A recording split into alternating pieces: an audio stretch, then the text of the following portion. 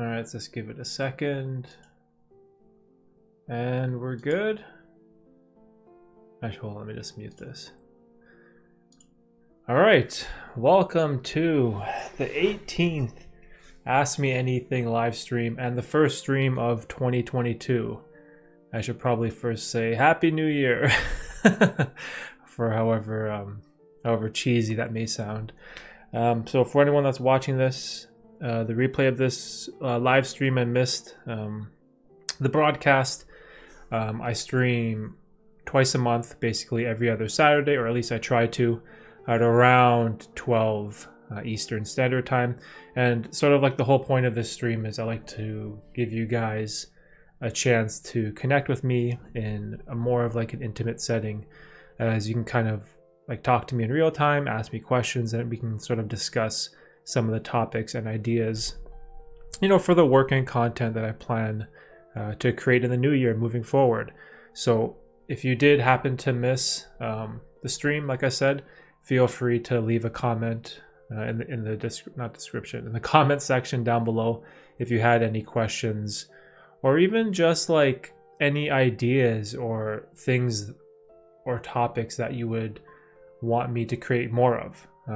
You know, I think it's very important to not only get feedback from you guys, you know, but I like to hear your opinion, and I honestly respect a lot of opinions and constructive criticism that people give me. So feel free to do that.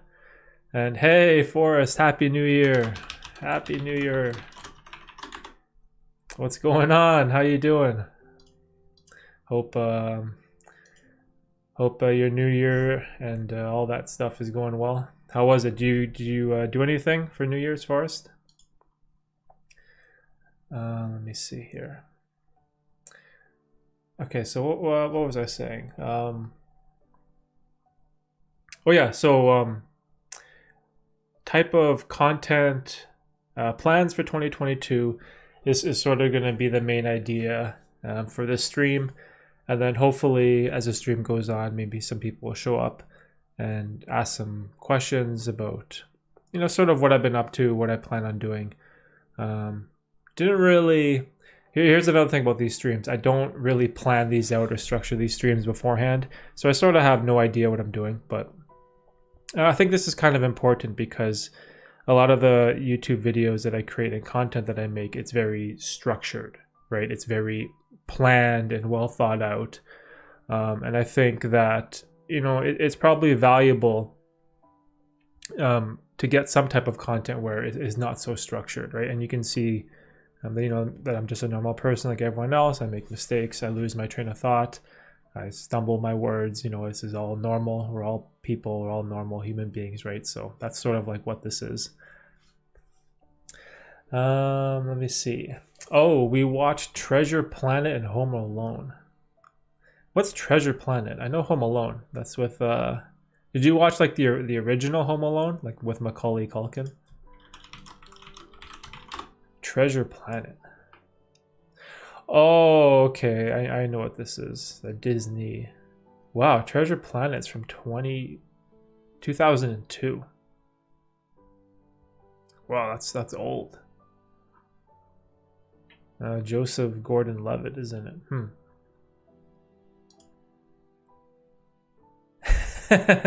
You know them by heart. Yeah, look, have I seen Treasure Planet? I'm not sure, to be honest. I think I have, but I can't remember. Maybe I missed it. Well, that sucks. I can't believe you don't know Treasure Planet. It's all good. I used to love watching Home Alone though. Was it the original or the second one? I can't remember. But for whatever reason, I always loved watching Home Alone and Mr. Bean, that British TV show with that guy. What's his name? What's that guy's name from Mr. Bean? Okay, sorry, I gotta do a bunch of Googling today. Mr. Bean. What's this guy's name? Oh, that's it. Rowan Atkinson. Yeah, that guy. based on Treasure Island. Yeah, it I don't know, it's like when I Google search for Treasure Planet, that little, I guess you would say like the poster or the title picture of the movie, it does look familiar. But when I'm going through the pictures of like the actual movie, I don't remember this at all. Maybe I'm gonna have to watch it one day.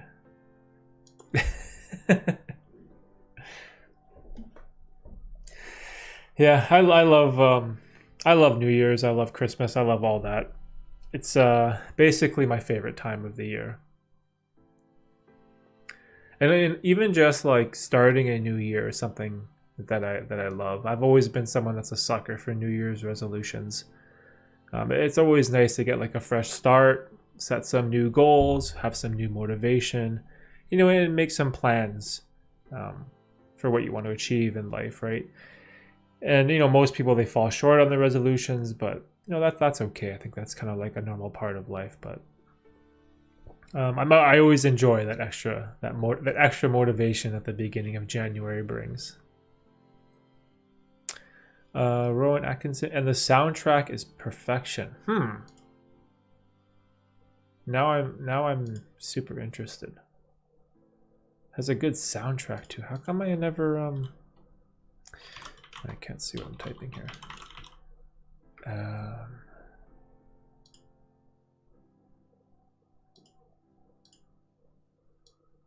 Based on Treasure Island.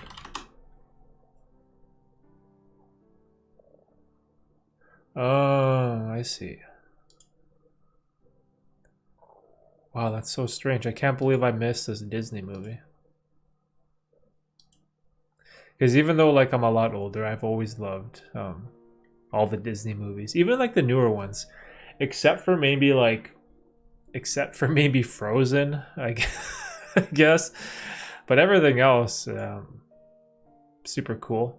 I'm always down for a good Disney movie.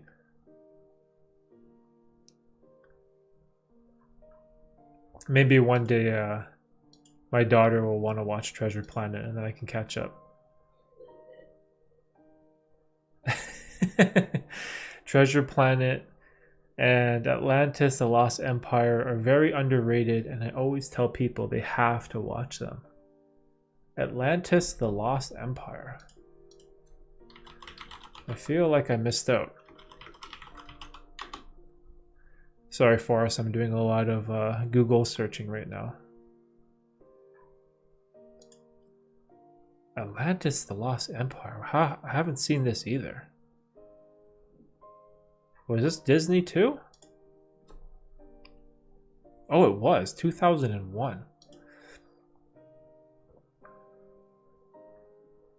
You know what? It was probably like that time in my life where I'm what, 17, 18? In 2001 and 2002. That's probably why I miss these movies. I probably went through this phase where like, oh, I'm too old for Disney now. Atlantis 1. There's a part 2, but it's crap. Just like Pocahontas. There was a second Pocahontas? Man.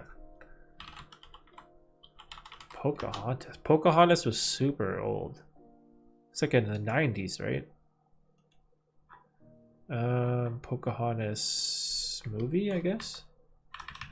Oh, 95. Wow. Yeah, I loved Pocahontas. Pocahontas was so good. But when was Pocahontas 2? Oh, 98. Never too old for anything. Yeah, that's true. I don't know. I always like, even though a lot of Disney movies are sort of like tailored for kids, I've always enjoyed the whole Disney universe, because at the end of the day, a well done movie is still a good movie, right? Regardless of what the topic or theme of the movie is about. Like if it's a good movie, it's a good movie, right? So, oh, there There was one animated movie that I loved for so long. What was it? I think it was Monsters Inc. Was that Disney?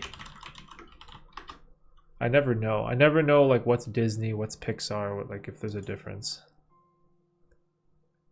Monsters Inc. is from the creators of Toy Story. Film produced by Pixar. Oh, it's produced by Pixar and distributed by Walt Disney. Yeah, I loved Monsters Inc. Man, that was one of my favorite movies for a long time. Loved it. But I gotta catch up on this Atlantis stuff.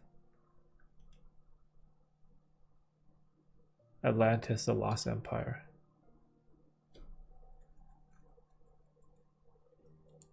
There's a show of it? A show of what? Monsters Inc.? You know what sucks about all this like self-development, time management, productivity stuff that I'm into is that I find it very difficult to find time to watch movies and films. That's something that I wouldn't say that I struggled with, but it's just I haven't. It's been tough to find the time, you know, for leisure activities and sort of things like that because of all these big goals that I have, you know, for all this work that I have a passion for. Oh, so it is for Monsters Inc. Wow, that's cool. Monsters Inc. show.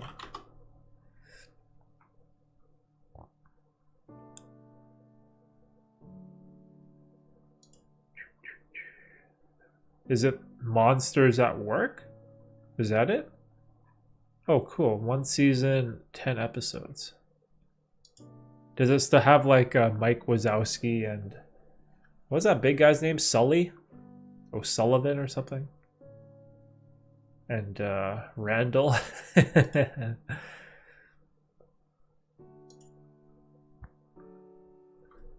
get some water.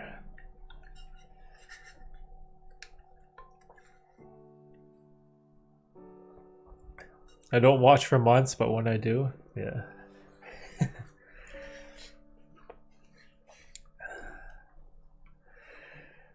Yeah, there's lots to watch, you know.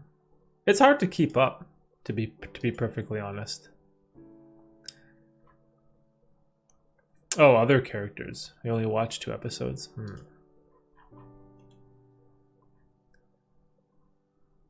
What are the Google reviews? 74%, IMDb 7.1. Okay, so it's not bad.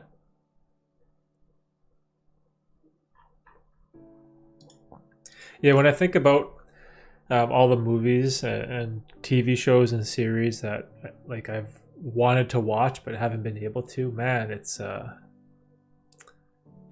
hard to figure out when to find the time to do that. Because at the same time, you know, there's a lot of books that I want to catch up on as well, right? But it's very difficult, you know, find the time in the day or even on the weekends, you know, to sit down and spend a couple hours watching a movie or something. It's tough growing up, you know. It's hard. Every day I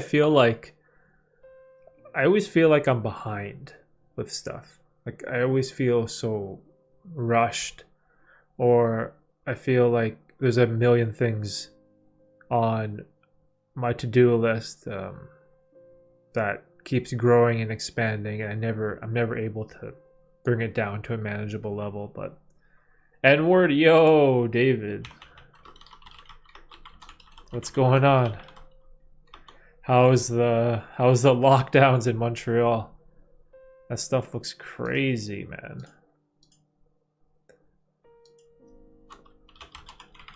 I googled Montreal lockdowns the other day. It looked it's like so serious.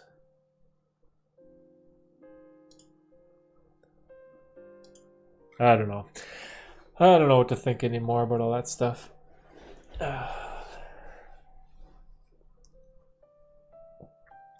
Oh my gosh, you drove to Ottawa to watch Spider-Man. Oh, is that the what was it? What was it called?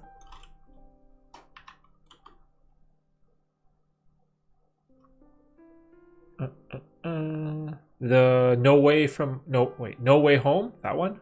Spider-Man No Way Home?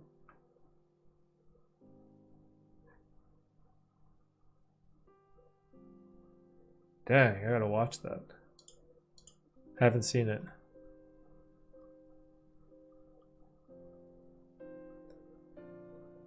Bro, 2 hours there to watch a 2-hour movie and then you have to drive 2 hours. Oh my gosh.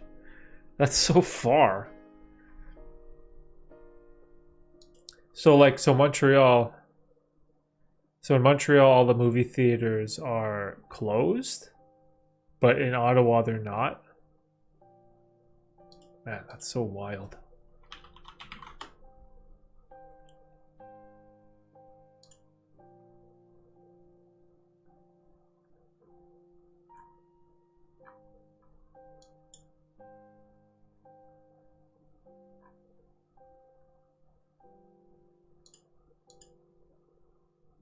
It was worth it. Well, as long as it was worth it, you know. I gotta watch that though. Oh yeah, that's true. Because when you go into Ottawa, you're leaving Quebec, and then I see. I didn't even know. Like our movie theaters are open. Oh my gosh. See, that's what's so crazy about all this stuff. It's like, so everything in Ontario is not as bad in Quebec, so we can have movie theaters and stuff open, but you guys can just basically drive. Oh wow, really? It was a top 5 best Marvel movie. Wow, yeah, right. Close to Infinity Wars. Yo, Infinity Wars was amazing. Okay, hold on. Oh, Doctor Strange is in it? Dude. Wow, it did 1.4 billion at the box office.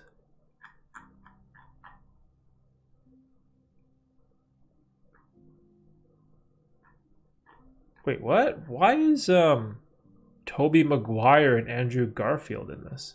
Aren't those guys like the previous actors for Spider-Man? Wait, is that a spoiler? Did I just see a spoiler? Oh man. Oh, okay. I'm gonna close the Wikipedia. I think I just discovered a spoiler.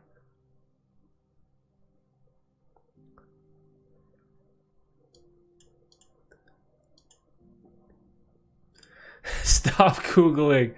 Oh no. No. No. Spoilers. No. No. Oh my god, that's horrible. That's the Oh, that's terrible.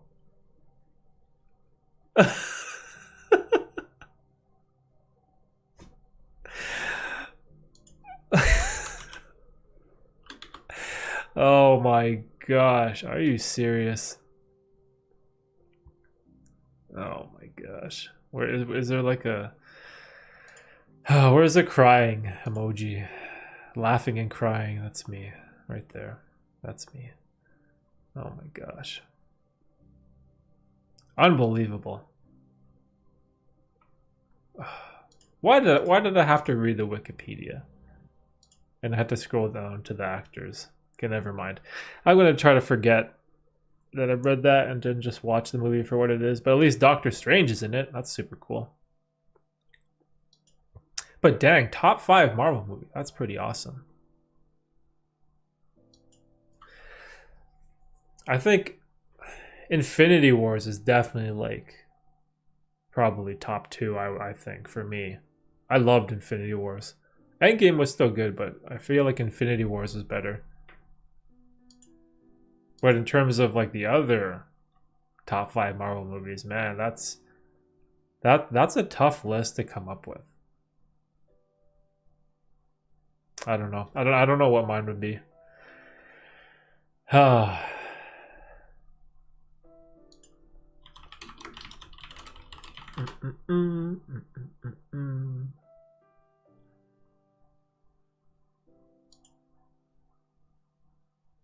Because even like one of the Thors might be up there for me. You know what? Captain America Civil War was great. One of the Guardians of the Galaxy was great too. I love Doctor Strange. Yeah, I don't know. That's a tough list. That's a tough list to make.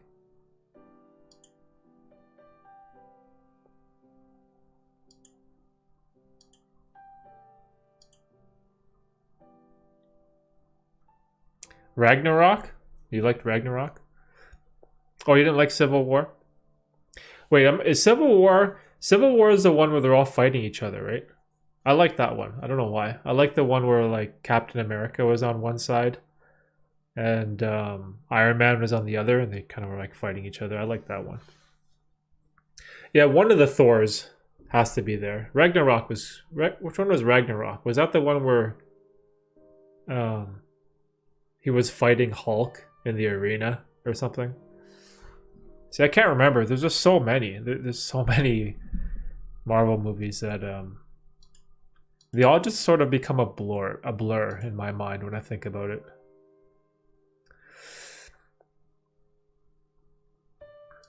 Hey, Nirav, what's up?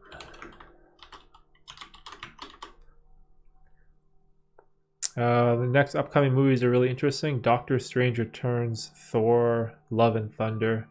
Oh man, wild.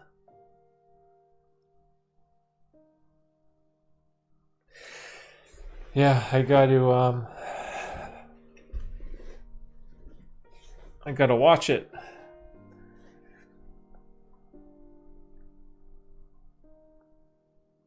What? Nancy can put the Marvel logo part of the movie and I can tell which one it is. Oh. Crazy, bro. See, I'm just like I'm a super casual Marvel fan. I'm not like the biggest diehard, but I enjoyed the movie, so. I enjoyed all the Avengers too. They're all pretty good. Oh yeah, Black Panther too. I loved Black Panther. Oh, dude. So good.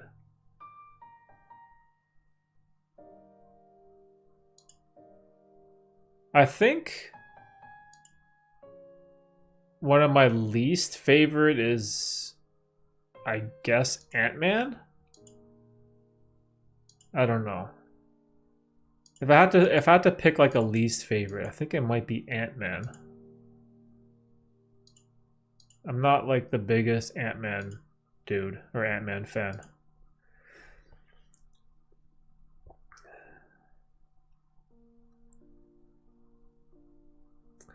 She once started Spider-Man and the logo was on screen, and by the noise I was like, "You're watching." Oh, then you know exactly what movie it is. I hope you're doing well. Sorry for not being. Hey, no worries, Nirav. It's always great catching up with you. How's the studying going? How's school and life and all that stuff? I read some comics and I get excited because I kind of guess where they... Oh, so you read the... See, if you read the comics, you kind of know, like... so you're like a true Marvel fan. I haven't read any comics, so... I can't even remember the movie. Yeah. Like, if you were to ask me what happened in Iron Man 2, I'd be like... like, I'd have like no idea. Like, literally, I couldn't even tell you one scene from Iron Man 2. I can't remember anything at all. But then if I were to watch the movie, you know how like you get that memory flood in your brain when you see something that you've already seen and you instantly remember it like that? But if you were to ask me beforehand, like I can't even I can't even remember who Iron Man was fighting in the second movie. Like, I don't even know. It's the worst. Maybe I have a bad memory.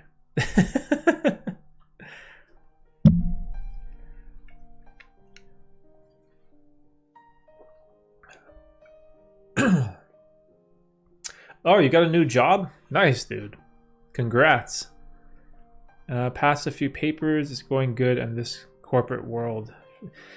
Yeah, man, the corporate world is it's an interesting one to traverse through. It's very, very bizarre. It's very strange, the corporate world. You know, all the best, man. Best of luck. Do your thing, bro. All that studying and hard work will eventually pay off, right?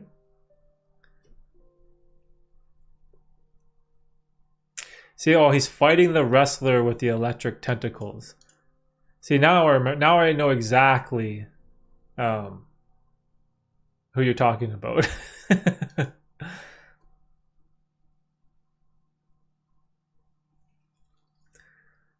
Was that Mickey Rourke?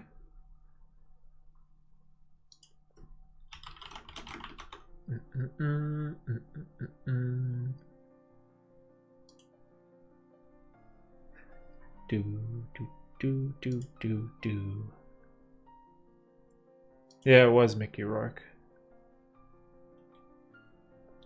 And he's like that Russian scientist guy or something that's like super smart, and then he attacks him on the Formula 1 racetrack.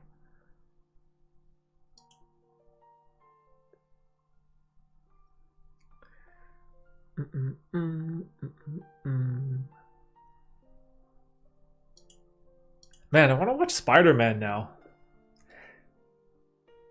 You know, it might be a good weekend to watch Spider-Man. It's like minus 10 degrees Celsius out over here today. But I guess Montreal is probably colder, but man.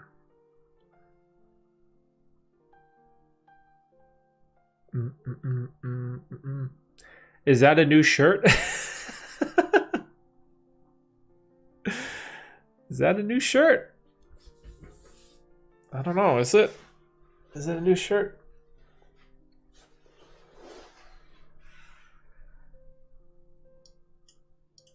You know what's funny? All my shirts are the exact same. It's the exact same shirt, but just different color. I think I have like 20 of them. I don't know. I'm feeling the green today. I don't know why. Oh, minus 15. Jeez.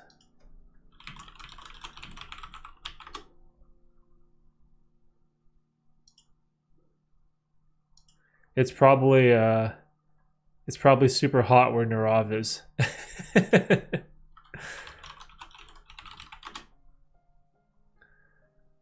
Hey Narav, what's the weather if you're still here?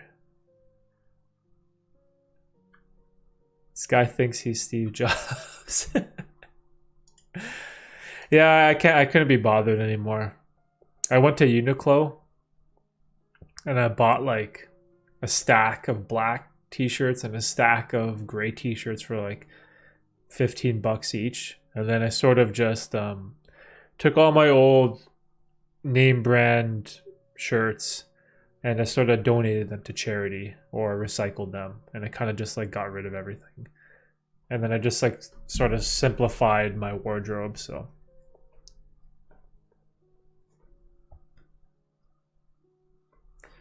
Hey, Forrest, see, Forrest knows exactly what I'm talking about. Me and Forrest were on that that minimalist life uniform wardrobe. And minus 15, yeah. Well, in Montreal, I guess that's more normal. Here in Toronto, it's like it's usually a tiny bit warmer than Montreal, I guess you would say.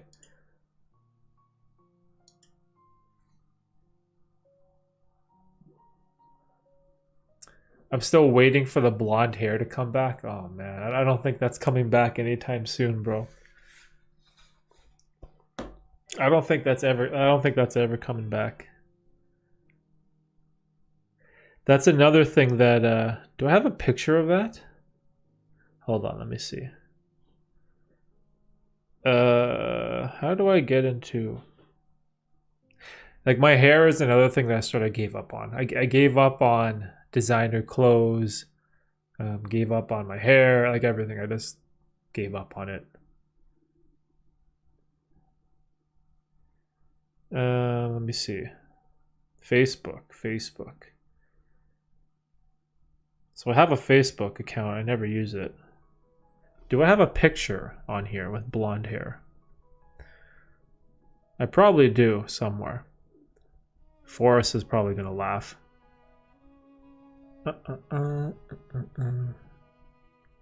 Uh-oh, here we go. Look what you started, David. Forrest, you had blonde hair? Question mark, question mark, question mark.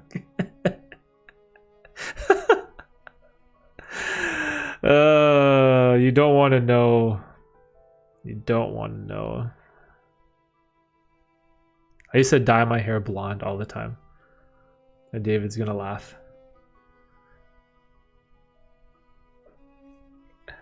Show her.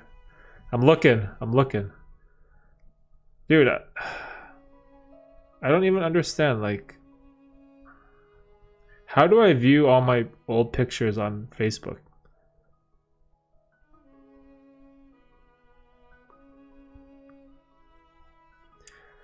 Oh no, I wish the rest of Rat Folk was here to see that. Oh, you guys gonna be roasting me in the new year. I'm gonna start off 2022 stream getting roasted. Okay, there has to be a way. Sorry, this is probably super annoying, but there has to be a way I can get into my pictures. Is it this? Oh, no, is this? No, this is not it. Gallery? Sorry, this is probably super annoying for you guys, but I know there's a picture here somewhere.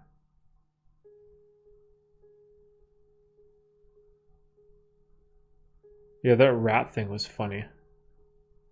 The year of the rat. What is going on? I don't know what the heck that is.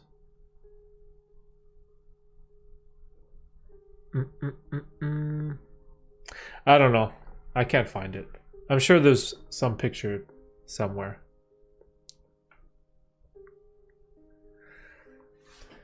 I never did anything to my hair. I used an app once to see how I would have looked with dyed hair. Yeah, that's the word. It changed color by itself anyway. You know what's funny?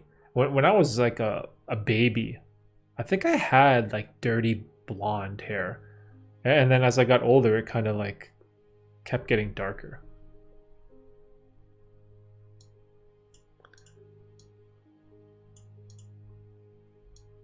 What color would you dye your hair, Forrest? Oh my god. Super Saiyan? Super Saiyan. Oh my god, this is the worst. This is the worst.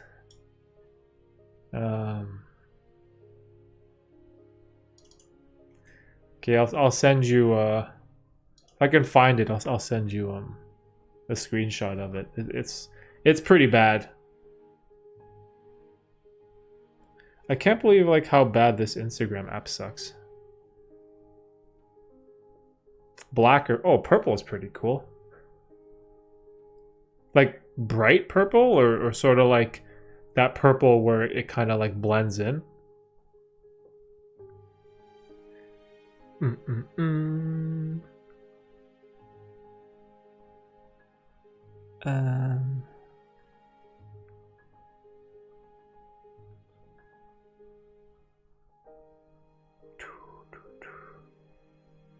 Manage posts, archive account status, follow settings.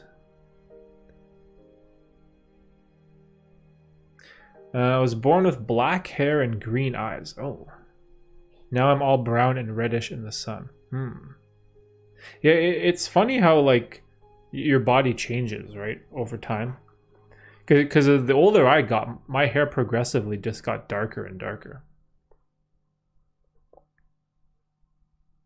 Yeah, that's pretty cool. Like a dark version, purple or an indigo.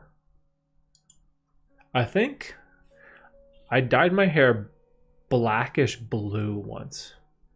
There was a picture of it back here on the floor. I have like an old photo album behind me of pictures of me that when I was a kid that I used for that video about like multiracial stuff.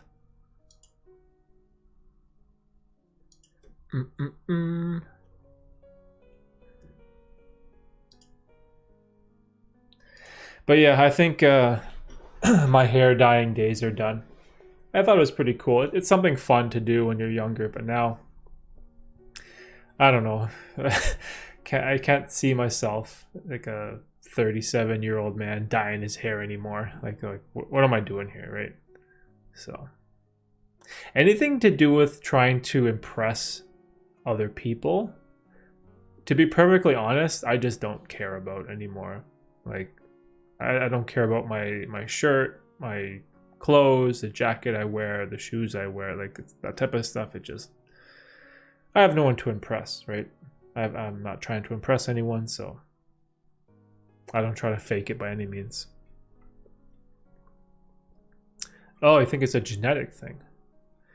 All the girls in our family are born with dark hair and the boys are blonde and change color after a while. Yeah, see, that's what I had. I had kind of blondish hair as a baby, and then it went from dark blonde to like a super light brown, like I guess like you'd say like a chestnut brown or something like that, and then it became like a super dark brown later, which is weird, but I don't know.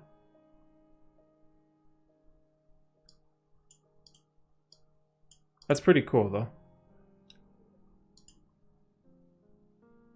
And my brother is like my brother is the complete opposite of me. He was born right away like dark black hair, and it never changed. He was always sort of like the same. And he's my brother's like super, doesn't even seem like my brother. He's like the complete opposite of me.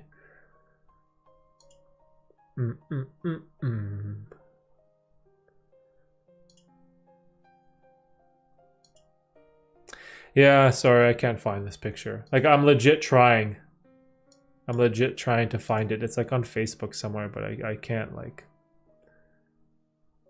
I don't know. I'm useless with Facebook. Oh yeah, speaking of social media stuff. So, oh, you have it? Oh, like, I know exactly, like it, man.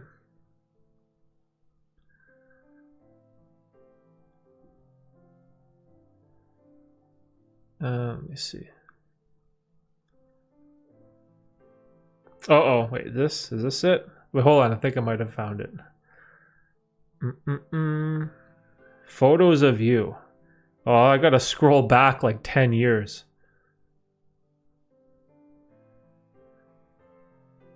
Yeah, my profile picture. We're bro, 2007. Wow, that's 15 years ago.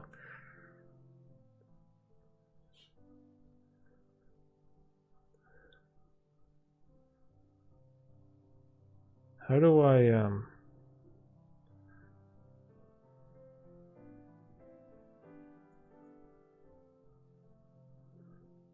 That's so crazy.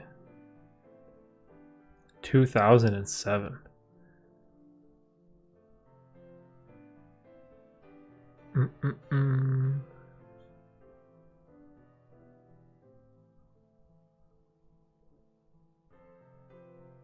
Yeah, I can see it, but it's like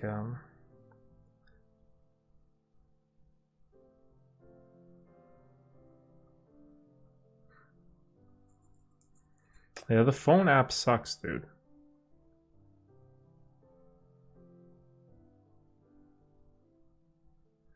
See your profile, events, jobs, pages, groups.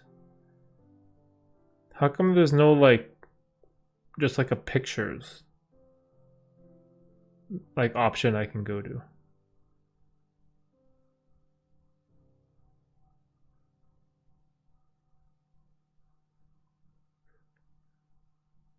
I don't know. Can't do it. Can't do it.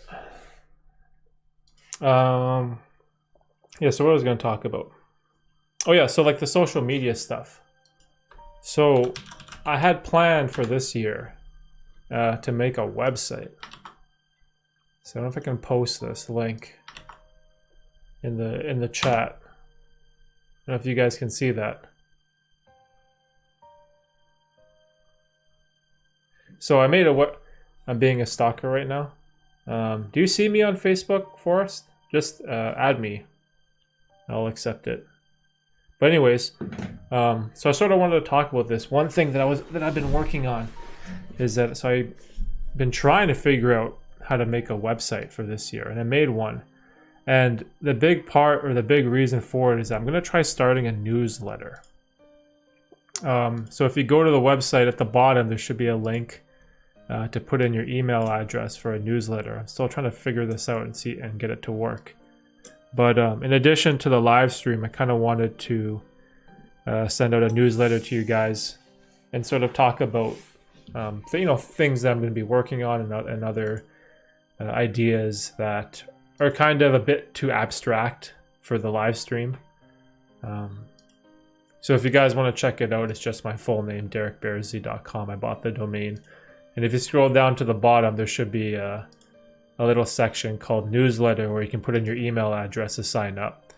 And hopefully that's going to be something that I'll be able to do this year. I don't know anything about websites. This was very difficult for me to set up, so I'm not very good at this type of stuff. So hopefully it even works. But that's one thing that I plan on doing for this year. So if anyone else is watching the replay of this stream, just posted the link in the chat.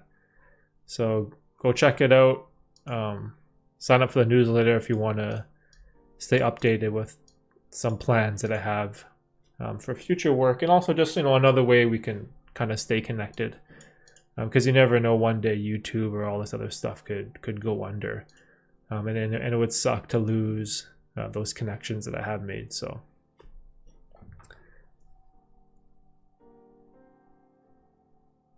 more housing stuff. Man, everything has been crazy lately. My life as a whole has been insane. There's just been so much stuff going on all at the same time.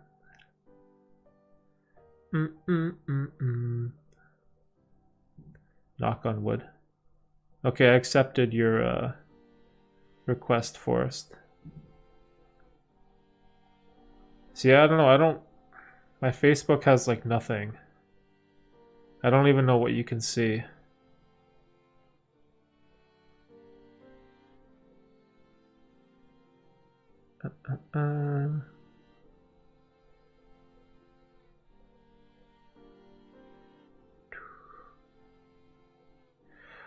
Oh, I think I found it. I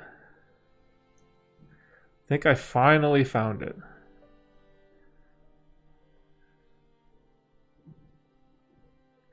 I think there's a picture of me with like a shaved head somewhere here too.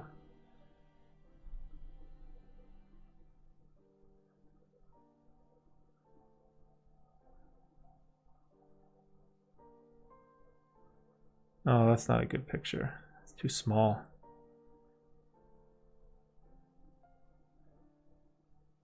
Oh, you see Tina?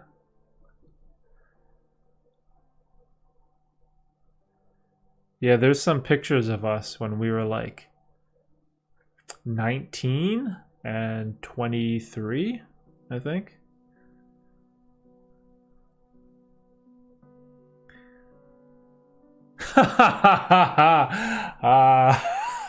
Did you see this?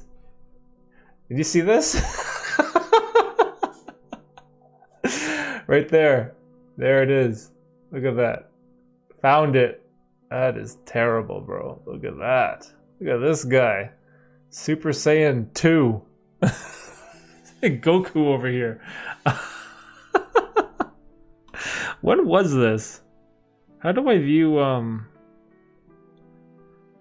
details of this?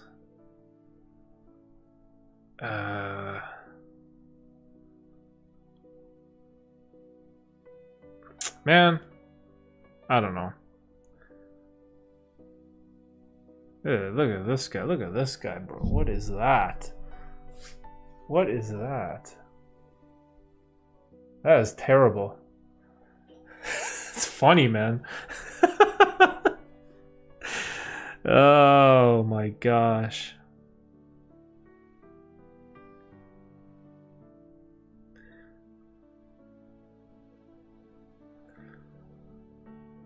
It's hilarious.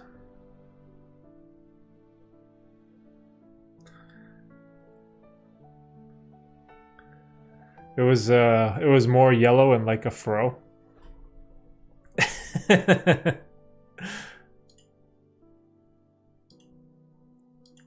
It's funny, you know, when you're younger, you're like so influenced by other things and people around you, and even just like shows and, you know, and TV shows and whatever that you watch, and even the type of fashion trends that your friends are into. And when you're younger, those things are so important to you, right?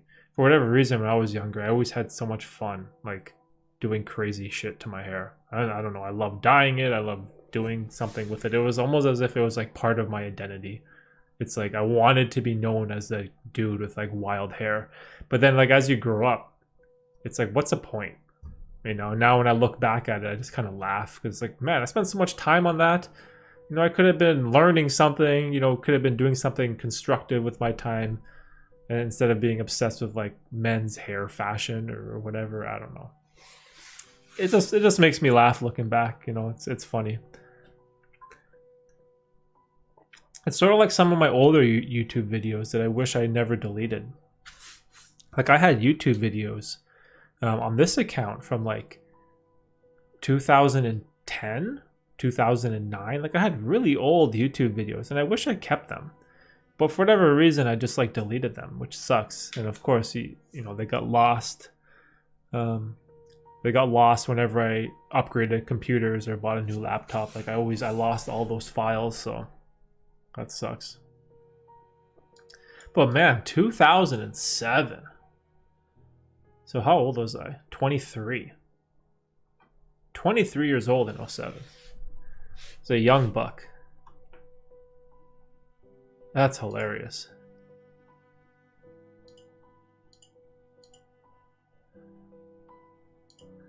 So what did I learn today? I got to watch Spider-Man and not to dye my hair anymore. Oh, it's so funny. It makes me laugh. Man, I wish I didn't Google that though. Stupid spoilers. I should have known that reading the Wikipedia page of a movie that I haven't seen wouldn't be a good idea. But it's just what it is.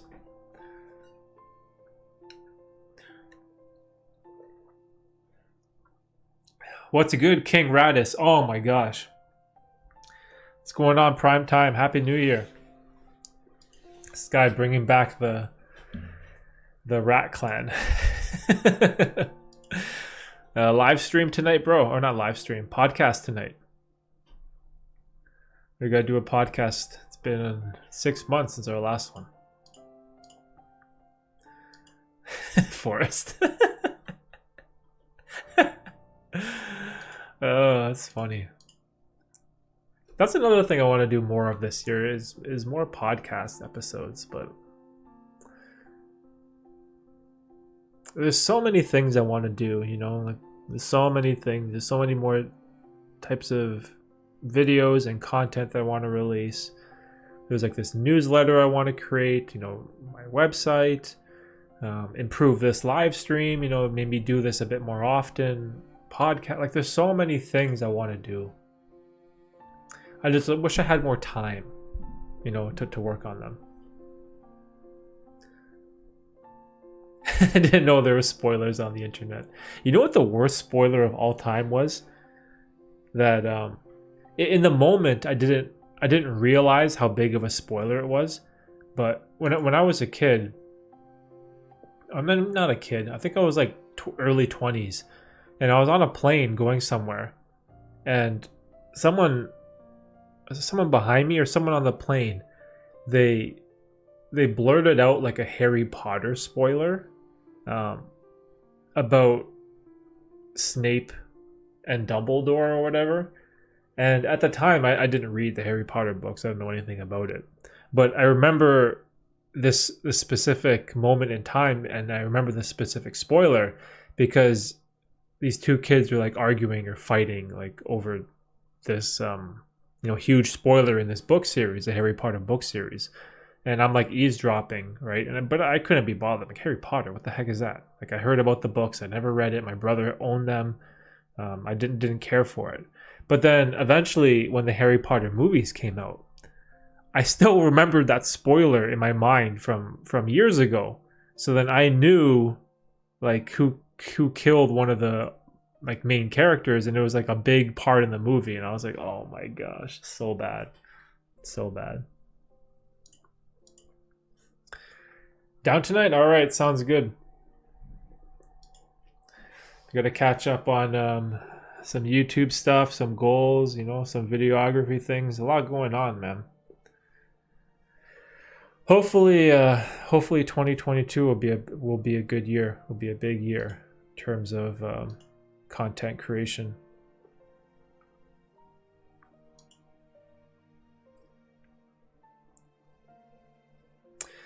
Hopefully I can get a lot of these things done. I'm not too optimistic though. You know what's been like a big problem too is the whole COVID stuff. It's really gonna affect our work, my day job, and I have a feeling like the amount of hours they're gonna need me to work is just gonna ramp up, and that's gonna be a huge detriment to my whole content creation stuff. So, man, I wish I could just get to a point where I could get rid of the day job.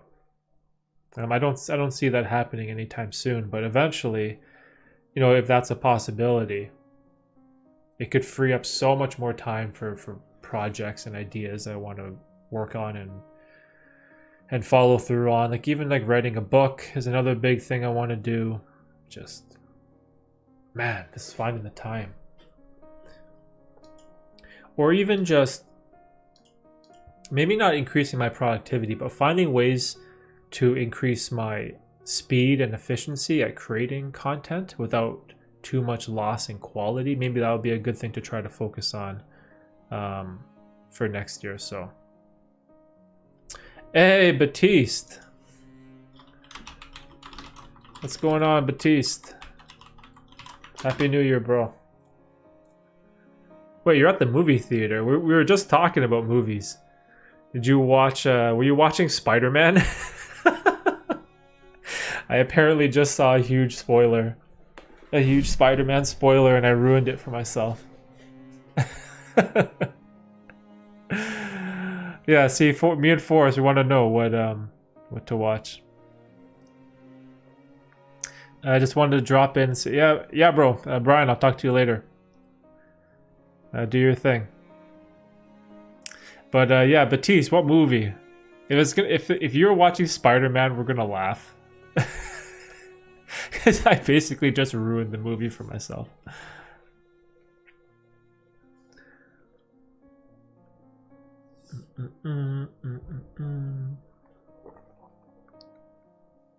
Or maybe he was watching like a French movie.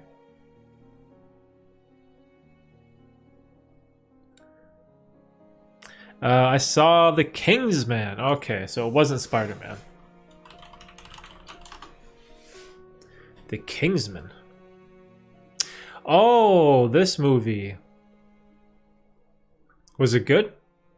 How was it, Batiste? What rating do you give it?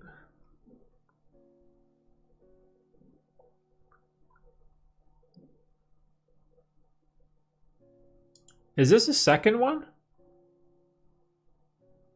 Oh, the third one. So there was the Kingsman Secret Service. And then there was the Golden Circle. Oh, then this one is just called the Kingsman. And then there's going to be a fourth one, Blue Blood, set for 2023. See, I'm doing it again. I instantly gravitate towards the Wikipedia page and I just read everything. Like, I don't know why I do this. I just always, it's like my curiosity, it gets the better of me.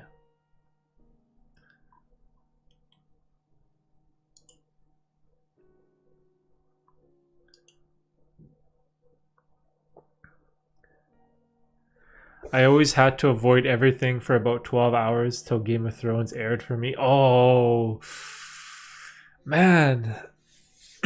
I miss Game of Thrones so much. Like, I miss that time.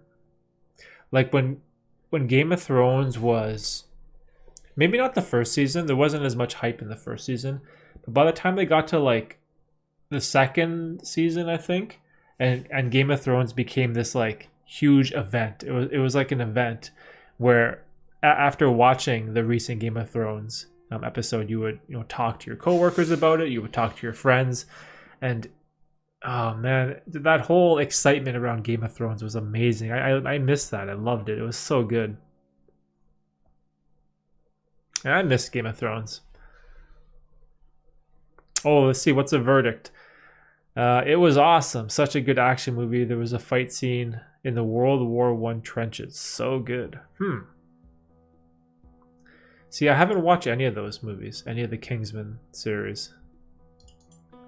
Wow, that good, but it's that good. Oh, that good, huh?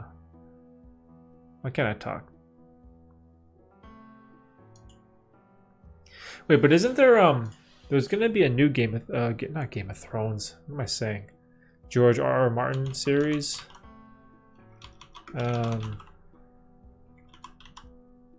TV, what do you call it? House of the Dragon.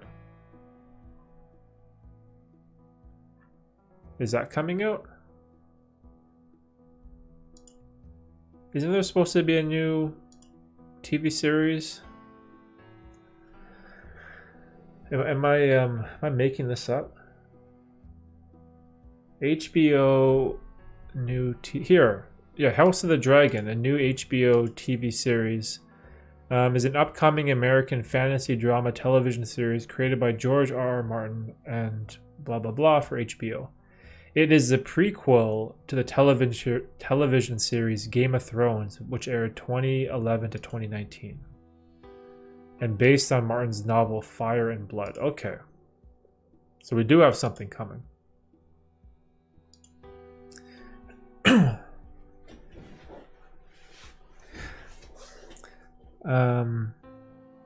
Surprised you don't actually watch the movies and break down how the scene is filmed like a film nut. You know what? Like, when I watch a movie now, I have this weird appreciation in my mind for like the camera angles and the focal lengths and the way they sort of cut scenes together, because I'm in that world now. I'm in that filmmaking, editing world of how you switch between cutscenes. And there's this exercise that filmmakers do, where when you watch a scene, and whenever the scene cuts to a different one, you do like a clap, right? And when you watch like a 1 minute scene of like a really good impactful moment in a movie, and every time the scene cuts, you do a clap, and there's almost as if like there's a rhythm to filmmaking. And there's a couple scenes specifically in like Star Wars that I remember where I did this exercise, and it's like clap, clap, clap, clap, clap, and there's like this constant rhythm where the camera angles keep changing, and that type of stuff is like what I really, really appreciate in film. And and this is what I was like kind of talking about earlier, with just Forrest and whoever else was like, you know, I have a passion for films and movies, but it's like this whole productivity stuff and content creation, you know, that I want to pursue of creating things. It's reduced the amount of time that I've been able to consume movies and films. So it's kind of makes me sad at times, but eventually I'll catch up. After the episode, a lot of YouTubers would go live and discuss forever. Yeah, you know, I love those Game of Thrones moments. It's not the same. I've read everything, and then you know what will happen. Now I have to wait for a show to see what they've changed. And I'm still and forever mad about season 6 and 7 mostly. Oh, season 8. Honestly, I've been meaning to ask ages ago if you would ever review a movie. If I would review a movie. That's super interesting. That sounds like fun. Like, when you ask if I would review a movie, like, would you mean like I review a movie in like a YouTube video, or just like talk about it with you guys on the stream and like review it here? Because I would do that.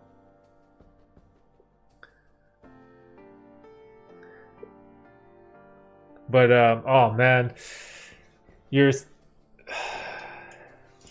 Game of Thrones season 8. I know exactly what you're talking about, Forrest. I think you know what the worst part of Game of Thrones was for me? The first, like, however many seasons, 6, 7 seasons were like, it was just like amazing, right? It was so good, and there was always like 10 episodes per season, and everything was so well done. And then all of a sudden at the very end, they were like, oh, we're not going to have 10 episodes. We're only going to have like 6. And then a couple of them were really different. And then like it ended so weird, and it felt like it ended like as if it was rushed. And I just remember having this like huge letdown with the ending of Game of Thrones, and it like almost made me sad, you know, like there's this monumental epic TV series of like one of the greatest shows of all time, like ever. And I was, you know, and I was alive and around, not alive, but I was watching like The Sopranos when The Sopranos was coming out in real time, like on a year-to-year basis, and that was amazing. Like The Sopranos series with James Gandolfini was so good, and everyone was talking about it, and it was like this amazing story. So I remember that. But then when Game of Thrones came out, it was that but times 10. It was so much more epic, and it was just it's like the greatest show like of all time in my opinion. And then when that final season came out and we only got 6 episodes, and it was like, and it just fell flat, and the ending was so like, I don't even know how to describe it. It killed me. I was just like, no. And I remember there was all these petitions for people asking for the creators to like redo it. I think the fans really wanted the producers to redo the final season or something like that. So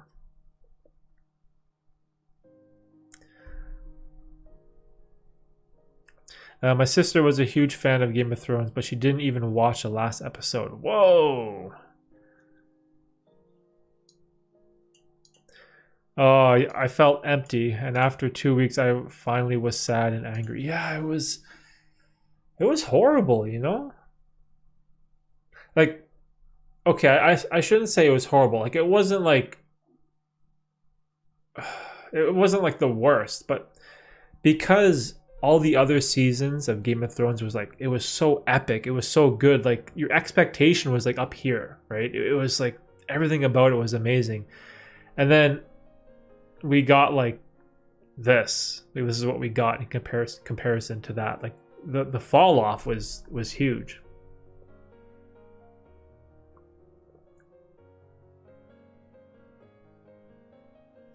Even if it's not my favorite series, for me, the best show of all time is Breaking Bad.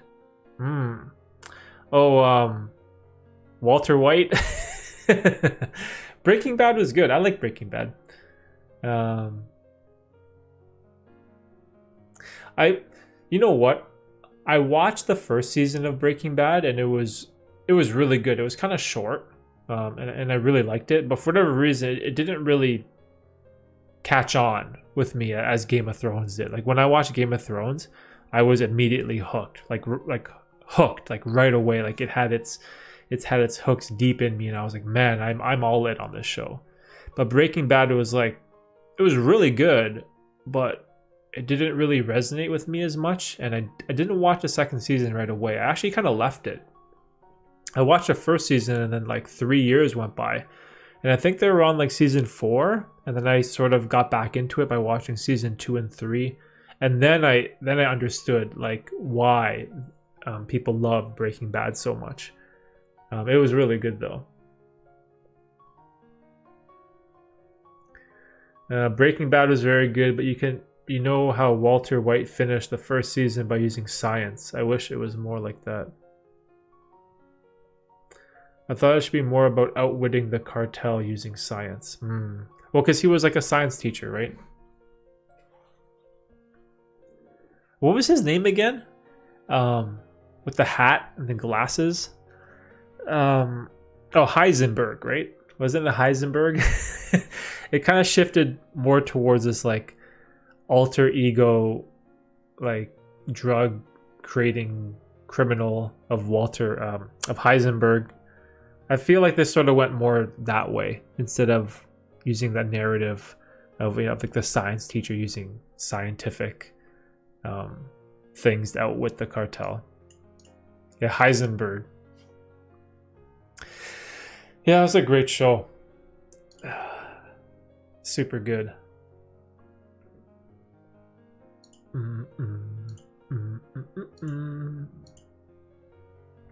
But the Game of Thrones thing, I never read Fire and Blood.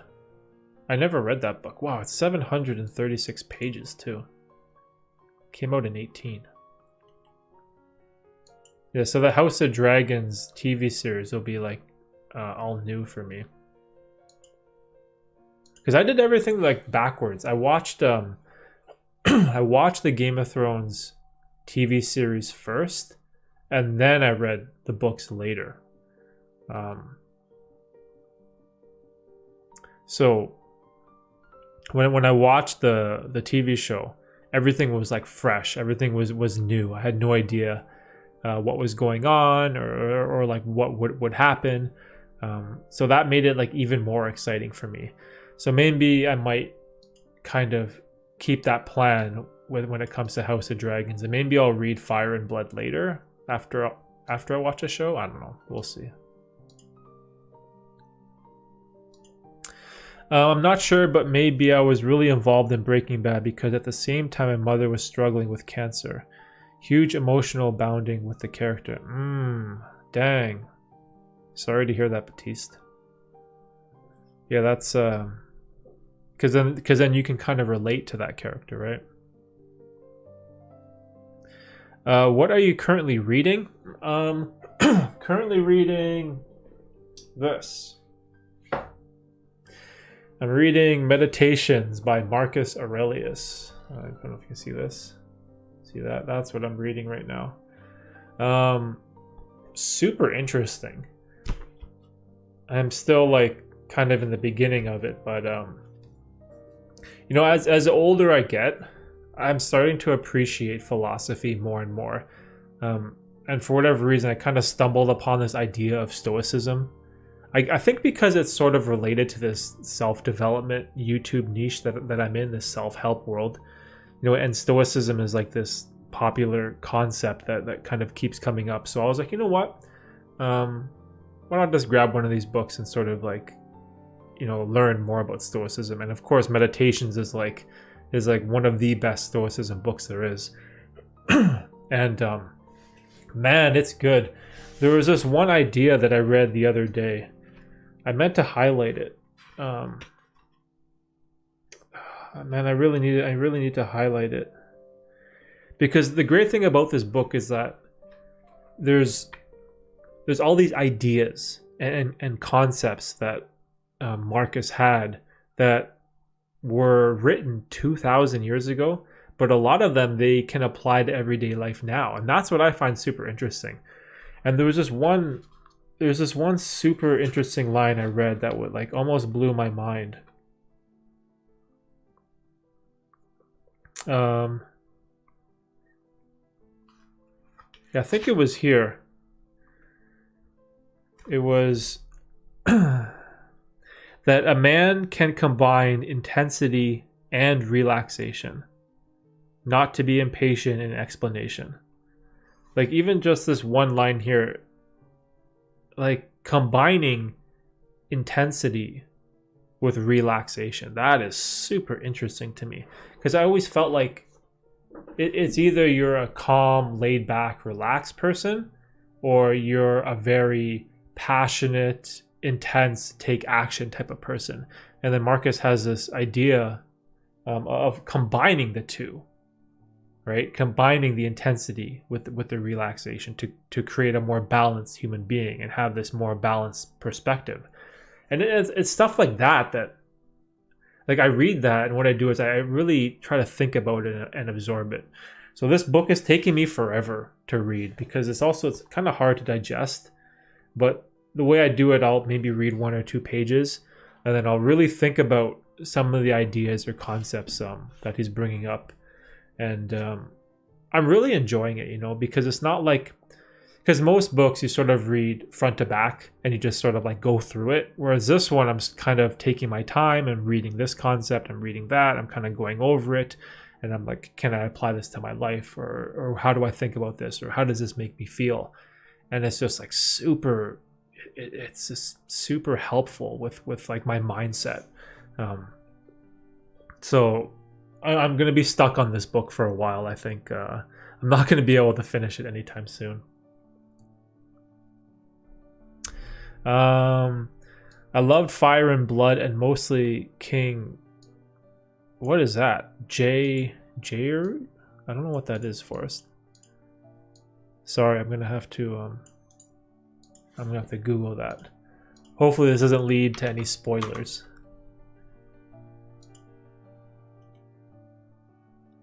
Oh, he's a Targaryen. How do you say his name? Jaehaerys? King Jaehaerys Targaryen. I have no idea how to pronounce that. He's the 4th king of the Targaryen dynasty. Oh my gosh, at the top it says spoiler warning. This article includes content relating to the Dance of Dragons, and therefore, okay, I'm just gonna close this. It's like spoilers all day today. That's what I'm gonna be reading after Troy. The book you're reading right now. Troy, like the Roman Empire? Troy? Like I'm starting to have like this weird interest in older books, in history and philosophy in particular. I don't know, I never had any interest in these subjects before, but I think it's like as I'm aging and becoming older, I'm kind of still maturing, and I'm still learning that there is a lot of value in older work, right? In books that were written hundreds, if not thousands of years ago, that can still apply to everyday life, right? That's what's super interesting to me. Not Roman? Oh. What else is on my list? This is probably, after Meditations is probably this. This is what I got next. The Almanac of Naval, Ravikant. This guy is basically like, he's like one of my heroes, one of my idols.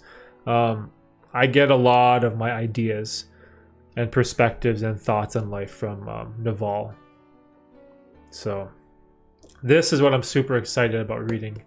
But it'll probably be after Meditations. This is super different though, because this is going to be a lot more modern ideas, concepts, and philosophies, because Naval he's alive, right?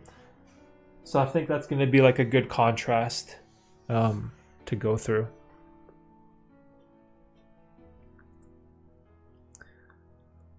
Oh, you're currently reading the Rocky Marciano biography. Oh, that's super cool.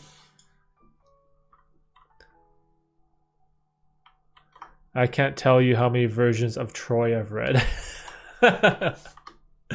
Oh man, that's awesome.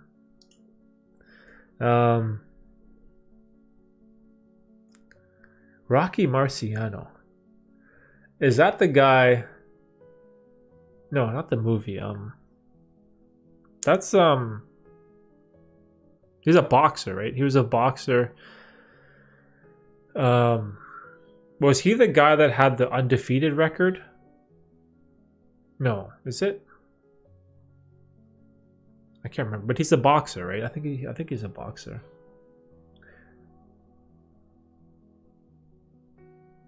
Because I always remember hearing about like Floyd Mayweather's undefeated streak and something about Rocky Marciano and how he used to have like an undefeated streak or something like that.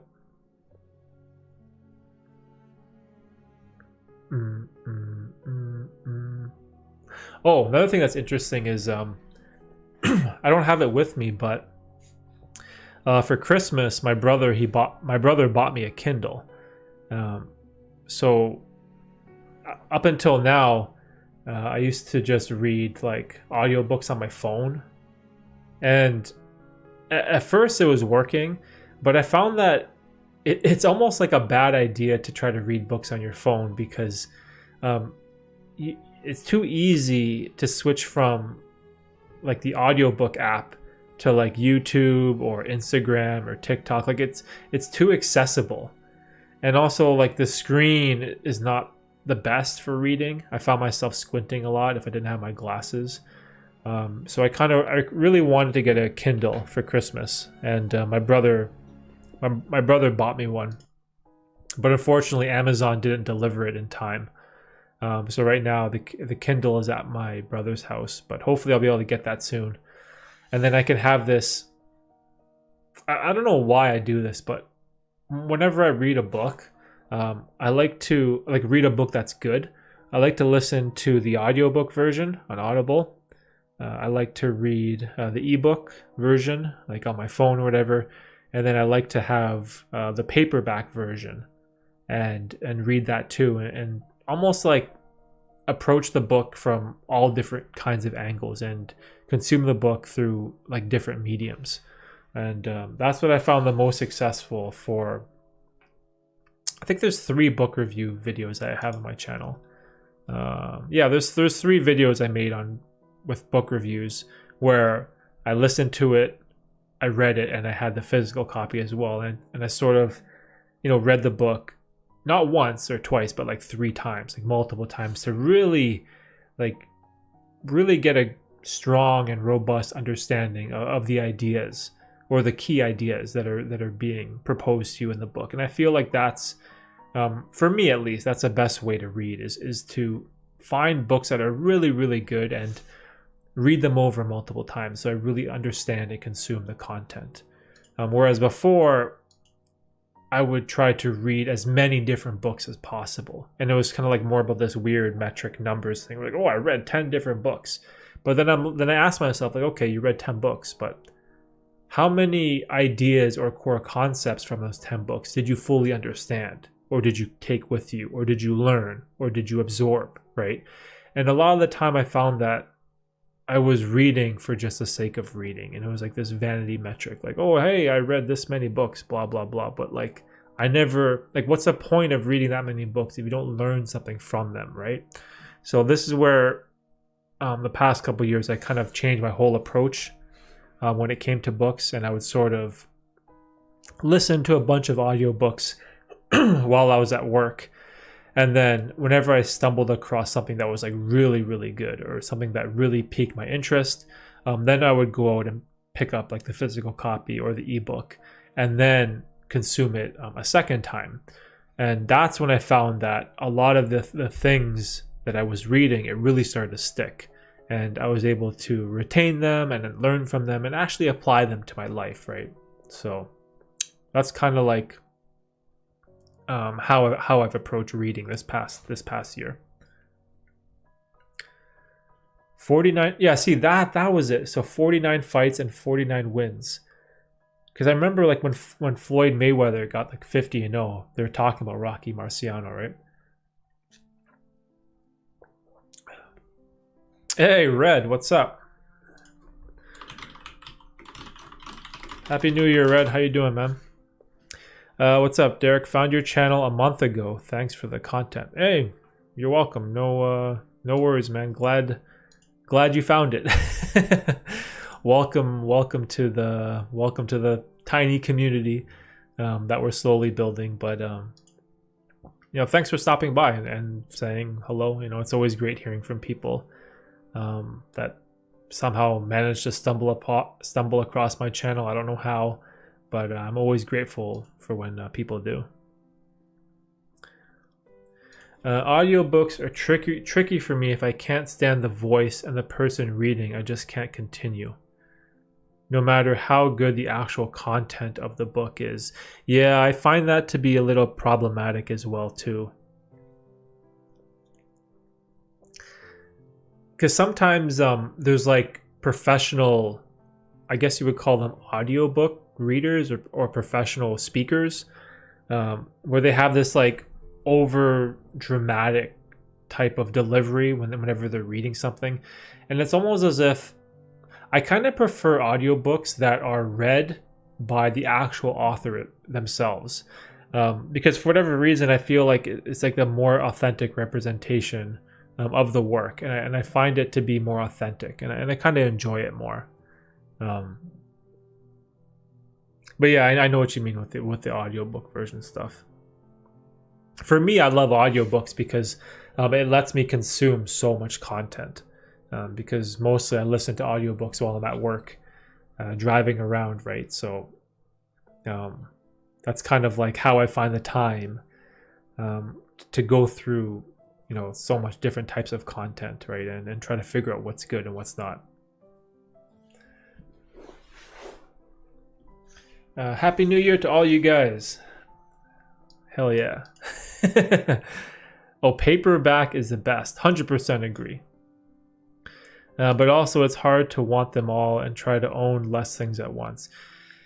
Yeah, that's another thing too. It's like, because I believe in the whole minimalism type of ideas where it less is more, right? And I try to always like declutter as good as I can. But even like behind me, as you can see, I have so much stuff. Like I just have too much stuff in general, right? And I want to try to declutter my possessions and my material possessions the best I can, just own less things. But also at the same time, I want to own quality things. So when it comes to books, like I don't want to buy books just for the sake of buying them or buying them because I want them, right? And this is like a huge desire that I have. Like I want to buy everything. Like I want everything in my hand, and but it's hard to do that, right? Because at the same time, this conflicts with my belief of owning less things. So I'm kind of settled on, or at least I'm trying to. This is my plan, where I want to find the best 100 books and read them over and over and over and own them at the same time. So say, for example, in my tiny collection of books behind me, when it gets to 100, my plan is when I find a new book that will break into my top 100, that I'm going to tell myself I have to get rid of something to replace that. And I kind of want to keep this personal library of the top 100 and just fully consume all the best concepts and all the best ideas from all those books. And that's kind of like my end goal with a reading. And it's not so much as like like look at my bookshelf, I have 1,000 books, like this weird like look at me vanity metric that so many people, especially on YouTube, they kind of like show off. Like they show off this like huge book collection of having like 200, 300 books on like some cool looking shelf, and for whatever reason people think that makes you smart or intelligent in some way, right? It's a facade, right? It's a way of signaling to other people that I'm trying to be as honest as I can with myself, because I sometimes fall into these same traps of wanting things, right? I want to have more books, or I want to have more camera gear, or more lenses, or more computers, or just more stuff in general. And at the end of the day, I feel like it's kind of like a trap, right? And you need to really control that addiction for wanting more things. So yeah, like Forrest said, essentialism, right? Find the possessions in your life that are essential, and then get rid of the rest, right? Sort of like borrowing from this idea of minimalism, kind of combining essentialism with minimalism, and living a more meaningful life. I guess that's the best description I can for all this type of stuff.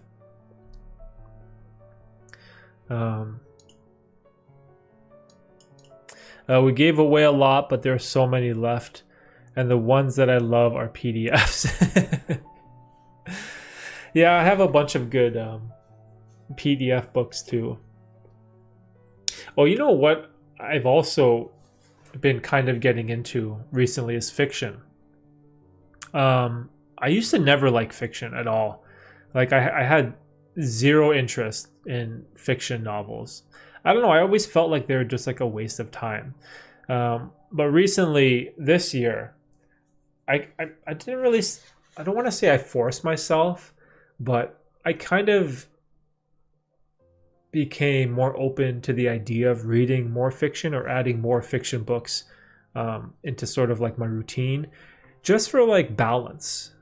And there was a point in the middle of last year where I was getting really burnt out by self-development books. I was reading all of Tim Ferriss's stuff. I was reading a lot of finance and wealth creation and business books. Like I was just reading too much the same thing. And I was like, you know what? Let's try to mix it up. Let's add a little bit of variety in the type of content that I'm consuming and reading. So I started adding a few fiction books in there as well. And man, it made a huge difference with my appreciation for knowledge and learning, because it gives you like a nice break. And I kind of went through this period of, if I read like a super dry finance book about like index funds or the stock market, or making money, after that I'd read like a fantasy book, for example, or something different, or maybe something political, or something environmental, or like a subject that is completely different than the whole self-development finance world.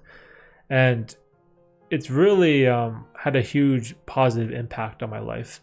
And I don't know if I want to like admit this, but right now, in terms of like the audiobooks I'm listening to, I'm actually listening to Harry Potter, which is super weird, because it's like a young adult, no, not young adult, it's like a kid's fantasy novel, right? Harry Potter is. And I watched all the movies like, I don't know, 10 years ago or whenever they were coming out, but I never read or listened to the Harry Potter books. And I was like, you know what? I have this weird mental block in my mind that I'm too old for the Harry Potter series. Like, why would like a 37-year-old man want to listen to Harry Potter? Like it's like, if I told my friends that, they're probably gonna laugh at me, right? It's probably like an embarrassing thing for a grown-up to admit, right? But I'm like, you know what? Like, why do I care about that? So I got the Harry Potter audiobooks, and I've been listening to them all through December while I'm at work. And man, it's so good. It's so good. Now I know why there's like so many people like Harry Potter. I'm like, oh, it's pretty good. I'm enjoying it. So like I said, I've been on like this Harry Potter audiobook binge recently. And I'm not afraid to admit it. It's kind of funny, but it is what it is. That's a deep question, Batiste. What is your opinion on NFTs and the metaverse? That's super interesting.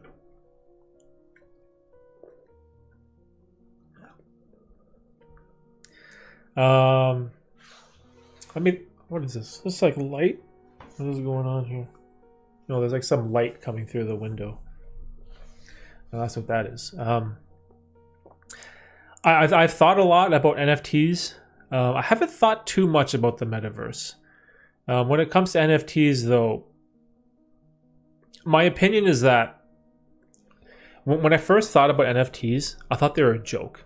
I'm like, you're gonna pay money for just like a digital image of something when you can just Google it and save the JPEG and oh look, I own it too. So I had this very uninformed opinion on NFTs, and I just thought they were stupid. I'm like, who in their right mind would pay like $100,000 for like this monkey avatar? I can't remember what they're called. They're like those apes, something apes, but whatever. Those monkey avatars that were super popular, that were selling for like hundreds of thousands of dollars, and I just thought the whole idea was stupid. But when I looked into it, and I really looked at what NFTs were at a core, like at a core fundamental level, I completely understand the desire, right? Because when I think about NFTs, I started to realize they're very similar to like in-game purchases or like skins for video games. Kind of similar to like League of Legends, or what's that game when everyone drops in from the sky that kids play? Fortnite, right? Like Fortnite, for example, you can buy skins for your character where your character looks like, I don't know, like a cowboy or something, and it costs $10. Like, you're paying $10 for something that's virtual, that doesn't exist in real life, that's not tangible, like you can't own it or see it in your hand in the real world. But that doesn't take away from the fact that that has value, right? And that skin of that cowboy for your character, it makes the owner of that happy, right? And it's that happiness and pride in knowing that you own that thing, even though it is a digital product. That is what is creating value. And regardless of if it's tangible, if it's real, if it's digital, if something has value, right? And if it brings people joy and it brings them happiness, it will always have monetary value. So that's when I kind of understood why there's so much money attached to NFTs. And I started to compare this to things like basketball cards, hockey cards, and baseball cards, because I used to collect like basketball cards or sports cards or whatever. And like, say you hear of stories of people spending like, I don't know, $500,000 on like a Michael Jordan rookie card. And okay, I get it. Like a basketball card, you can hold it in your hand, you can see it, you can show people like it's yours, right? But it's not like you can do anything with it. It's not like the basketball card has functionality. It sort of just sits there and you just look at it. So whether you own the physical copy and you look at it and it brings you happiness, it's the same thing as if you own the digital copy, and knowing that you own it and you can look at it and it brings you that same happiness is what also has value. And I was like, man, NFTs are going to be huge, especially if this whole I don't know what you would call it, the metaverse stuff. Like if NFTs gets integrated into the metaverse, I could see them having unbelievable value. The only thing is, like, for me personally, I own a little bit, but not very much, as I still have a very rough understanding of NFTs. But I kind of understand the value because I have a couple friends that are deep into it. Like they're super deep in the, I think you call this Solana. Is it the Solana cryptocurrency? The Sols, SOLs or whatever. And there's like so much passion behind it where even though for me I kind of don't get it, I don't understand it, it's not something that I'm super excited about, but I understand that other people value it and other people love it. So I don't know, I think it's here to stay, I guess. Would I put a lot of my net worth into it? Probably not, because it's not something that I really believe in or something that I thoroughly enjoy, but I know I have a tiny piece. So again, I don't have the best understanding of NFT stuff, and the metaverse thing again is something that's like the whole Zuckerberg thing, right, with Facebook. I don't know. I could see the metaverse being as like an escape, kind of like how MMORPGs and things like World of Warcraft are for people.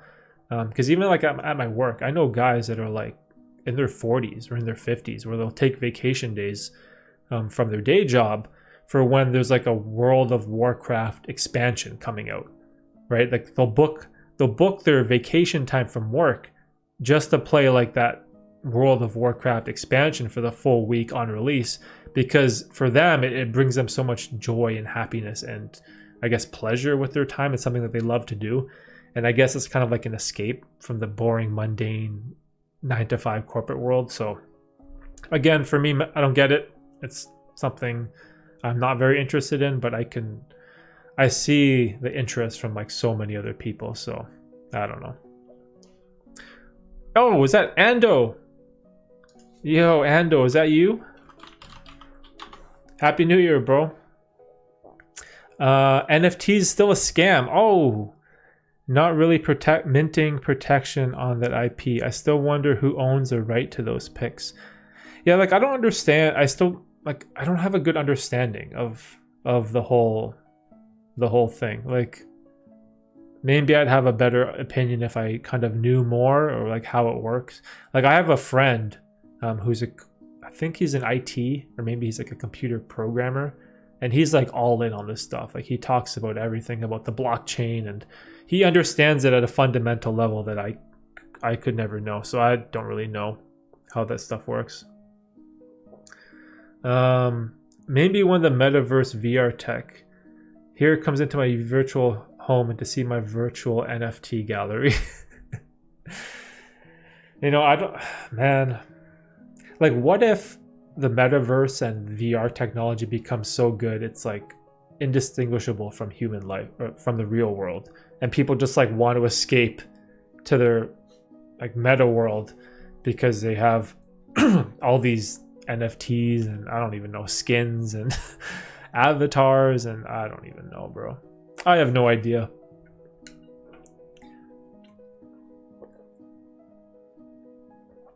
It's not my cup of tea, I guess you would say. I do find it interesting though. I do find it super interesting. Especially if like what if your life is like driving 1 hour every day in rush hour traffic to get to a job that you hate, and you sit in a cubicle all day doing work that you have no passion for, and you just like you're hating life and you're just looking at the clock all day, like you just have this horrible corporate job, and again you have to drive home in rush hour for another hour, and you get home and all you want to do is plug in. You just have this need to plug in to the virtual world, plug into the metaverse. Then I'm sure there's going to be tons of people like that, right? Because I see them every day, like at the company that I work for. When I used to be in the office, man, it's like that 9-to-5 grind is like soul sucking. It's soul sucking, bro. We already do that. You spend like 5 hours a day on your phone.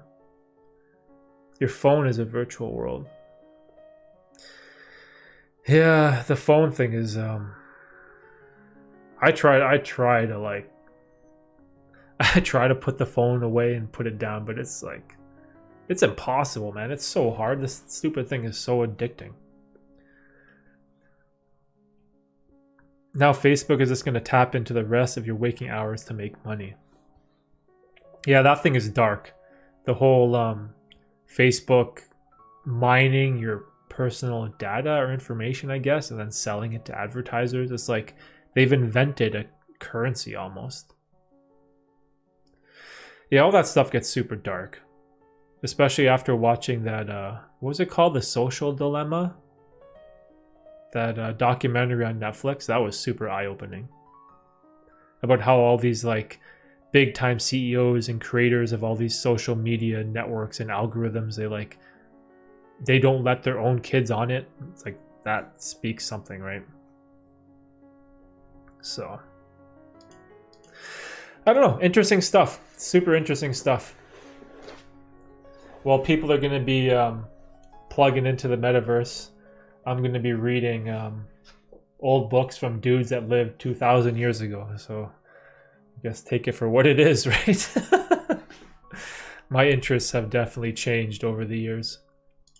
A couple of years ago, I'd probably be someone that would have been like all in on Bitcoin, NFTs, and all this type of stuff. So, ba ba ba ba ba ba ba. Nocturnal Waltz.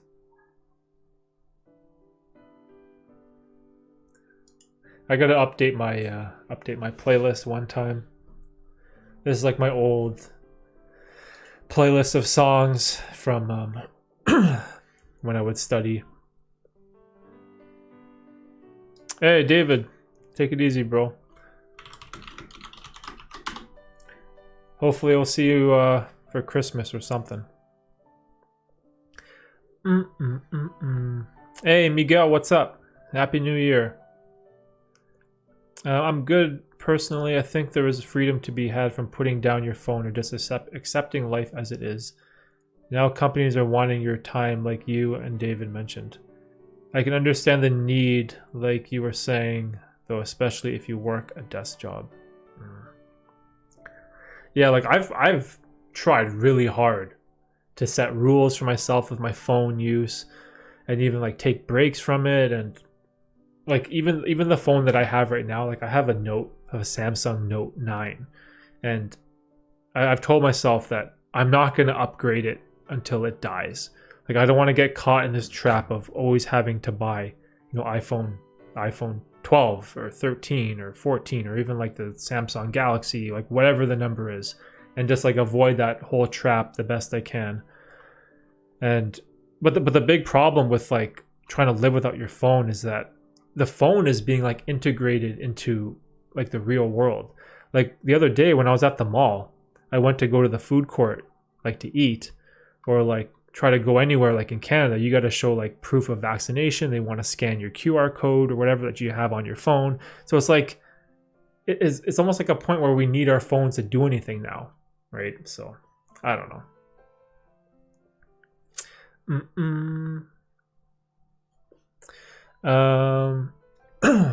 Do you play chess?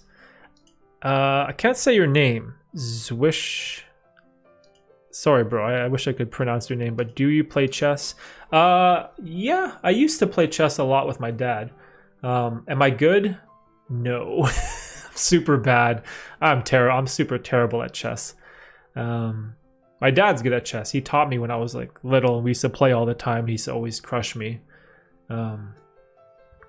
I do watch like chess. I don't know what you call it, chess tournament recaps. I follow Magnus Carlsen from time to time, and what's the guy's name? Fabiano Caruana. So I do follow the chess circuit a little bit. I do watch some videos, but I'm terrible at chess. How long do you run these AMAs? Usually I go for like an hour and a half to 2 hours, or I kind of just keep going until I have to go or have to do something, or like the conversation dies. But I usually try to at least do an hour and a half. Mainly because this is like these live streams makes me so uncomfortable. Like when I create YouTube videos, it's super easy because if I make a mistake or mess up, I can just edit it out in Adobe. But like here in a live stream, if I don't know what I'm talking about, or if I say something stupid, or if I say something that's incorrect or wrong, I can't go back on my word and edit and take those things out. So it makes it super scary for me, right? Because like you're sort of like vulnerable, and there's no way you can correct your mistakes. But I think it's good for me to do as a content creator, to like do these things that are difficult and are very uncomfortable, because it kind of like makes me better and makes me improve as a person, right? So yeah, 2 hours ish is usually what I try to aim for. It's Zweis Chen Zug. It means intermediate moves. It's a German word. Oh, butterfly, Schmetterling. Schmetterling. What's some funny German words I know? My dad speaks German. He's told me some funny words. Kugelschreiber. I don't know what that means.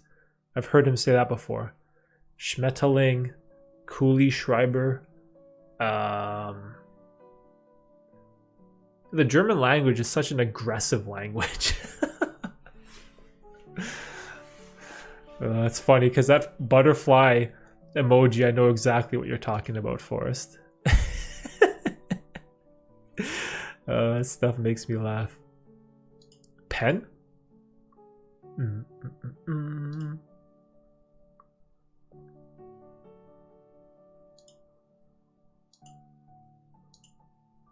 I wish I could speak another language. Unfortunately, English is all I got.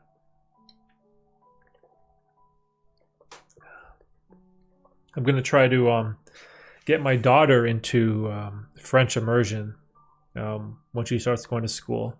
So hopefully my daughter will be bilingual. She can at least know French and English. So I don't know, Baptiste, if you're still there, so I'll have a French speaker in my family. Or at least hopefully like that. So I wish I could speak Icelandic. Wow, I don't think I've ever heard that before. That's pretty cool. Do you want to go to Iceland? I've had a couple of friends that went to Iceland. Hey, Ando went to Iceland. Looks amazing. And Iceland is somewhere I would love to go as like to work on like my videography stuff. I think my dad wants to go to Iceland to work on his photography.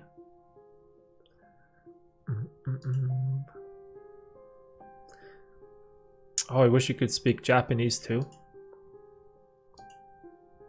Yeah, I wish I could speak Japanese. Been to Japan, super cool. I use like broken Japanese words with my mom when we were kids, but like nothing even close to sentences. Like we would say like chopsticks as hashi, or nori for seaweed, or shoyu for soy sauce. Like that's how limited like the Japanese that I would speak with my mom. It would just be words, terms that she would use, and I would just like kind of imitate her, but she would never use like full sentences or anything like that. You should teach chess to your daughter, actually. Great age to start. Yo, what do you call that TV show? The Queen's Gambit? Yo, the Queen's Gambit. Let's go. That'd be crazy. Because it's like a good exercise for the mind, right? It's sort of like how I view music. Because when I grew up playing the piano, and it's something that I actually want to get into. Because like even like for my YouTube videos, I pay these websites for like classical music to put in my videos. But like I studied piano for super long, and I always wanted to just kind of like I could compose my own songs and like use my own classical music for some of my YouTube videos instead of always paying for these websites for music, which is exactly what's playing right now from the stream. Like this song down here in the bottom from Peter Sandberg. It's from a website called Epidemic Sound that I pay monthly to, so I can use royalty free for any type of content. But piano is something that I want to get back into and also teach my daughter as well. It's I don't know, I feel like learning some type of musical instrument is super good. Got you, bro. Sis, yeah.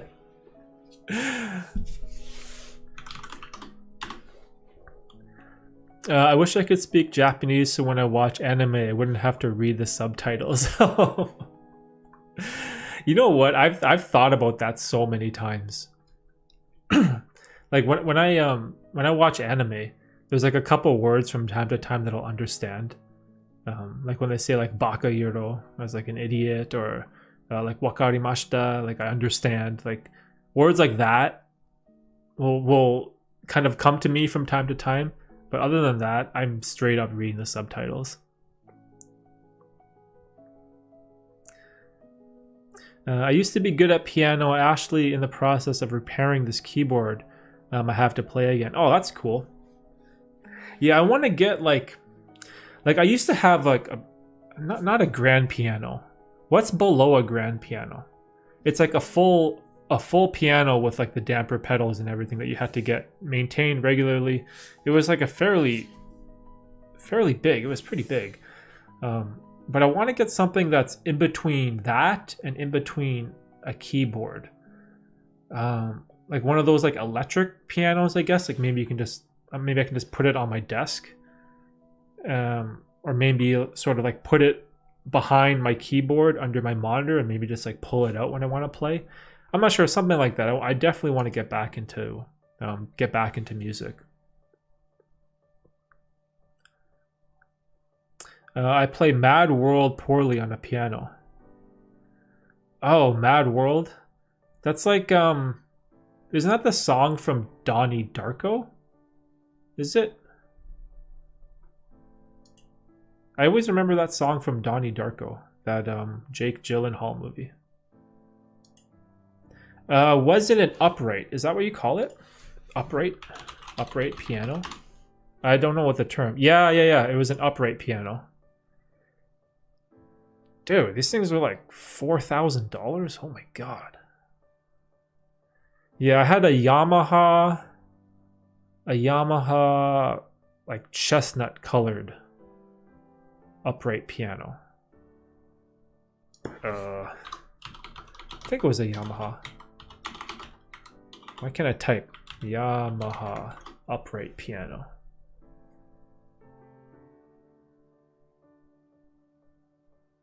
Yeah, and it was like a light brown, and it had the damper pedals and all that stuff.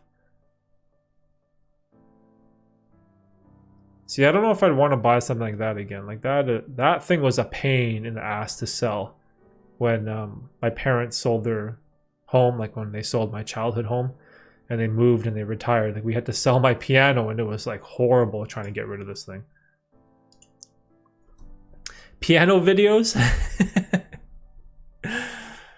I almost got to the point where I could teach. I think I had to pass... I think I had to do 2 more years of the examinations, and I could have got a, I don't know what you call it, musical credit for high school, and I could apply as a teacher. But I got to grade, I think it was grade 9 in the music world. I guess you call it the Royal Conservatory or whatever. But when I got into when I was studying grade 9, I started university, and that's when like the whole piano thing kind of fell off and I never picked it up again. But I still know how to play, and hopefully it's something that I can do in the future. You know what? Maybe if this YouTube channel makes a little bit more money in AdSense, you know, or maybe I get like a bonus or something at work, or you know, something works out, I'll be able to invest some of that money and get a piano. That'd be super cool. Right now, my daughter, she's gonna turn 2 in, let me see, 3 weeks. So 3 weeks from now, Tifa's gonna be 2 years old. So maybe I still have a couple more years before I can start, but we'll see.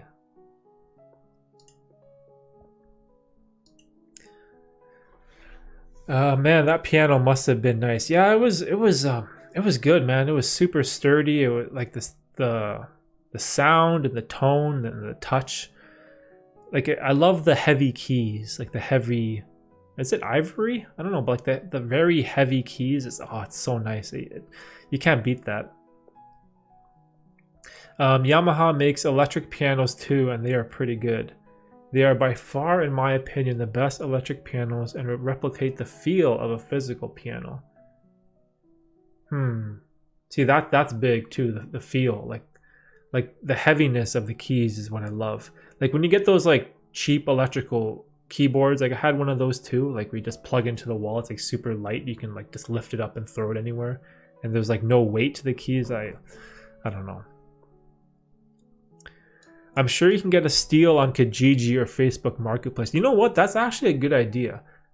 Because maybe there's like someone out there that was in my position where they're moving and they just want to like get rid of their piano because they don't want to like take it with them in the moving truck because it's so terrible to move. Oh, that'd be awesome. Yeah, maybe Maybe one day.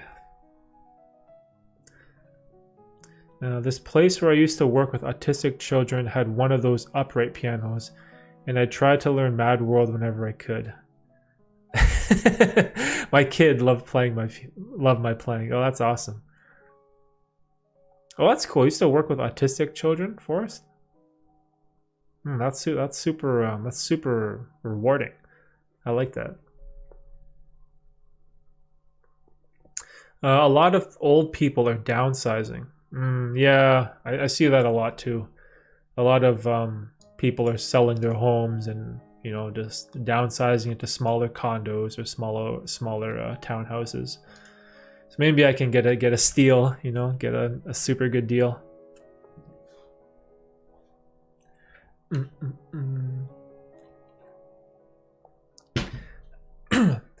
How much of a role do you think IQ plays in one's success? How much does it matter? That's super interesting.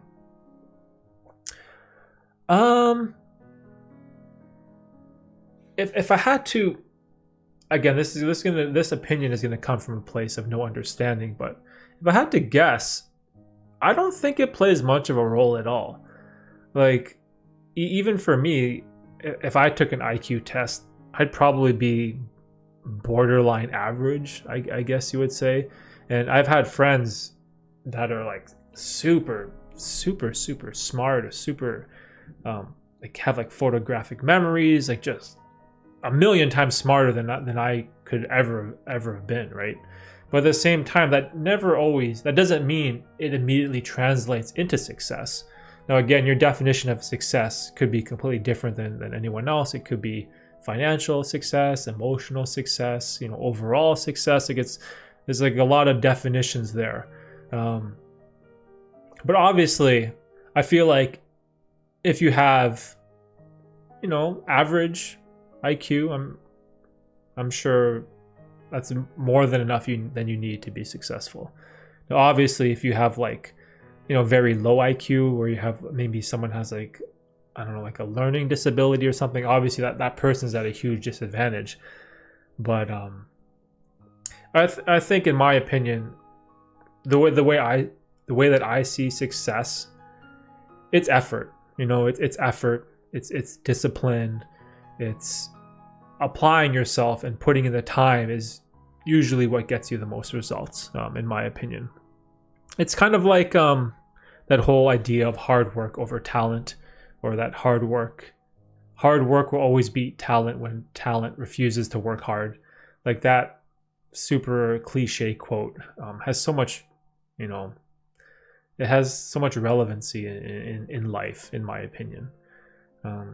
Again, this is my complete uninformed opinion, so I don't really know. I'm sure IQ definitely does have some type of role. Maybe there's some type of scientific studies or research papers that's kind of documented that type of stuff, but I don't know, I've never really thought too much about it. Maybe I should take an IQ test one day. I'd be surprised if I got anything higher than average. If I had to guess, I don't know. Like, how do you even do an IQ test? Who knows? Isn't there a different type of acronym that's more accurate than IQ? I heard of another how would you even search for that? IQ alternative? Alternative IQ? No, I don't know.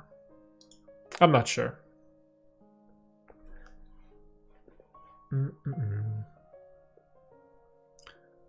Oh, you can do it online? How does that even work?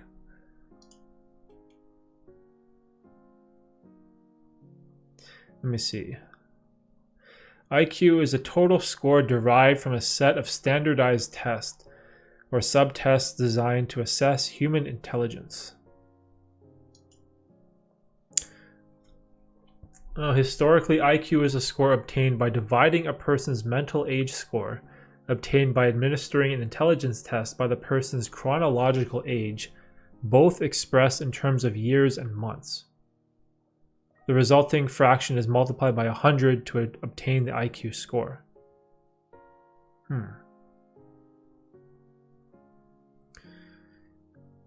2/3 of the population score between an IQ of 85 and 115, and about 2.5% each above 130 and below 70. Oh, okay, I see. So what does that mean? Like 95% of the population is above 70 but below 130? Interesting.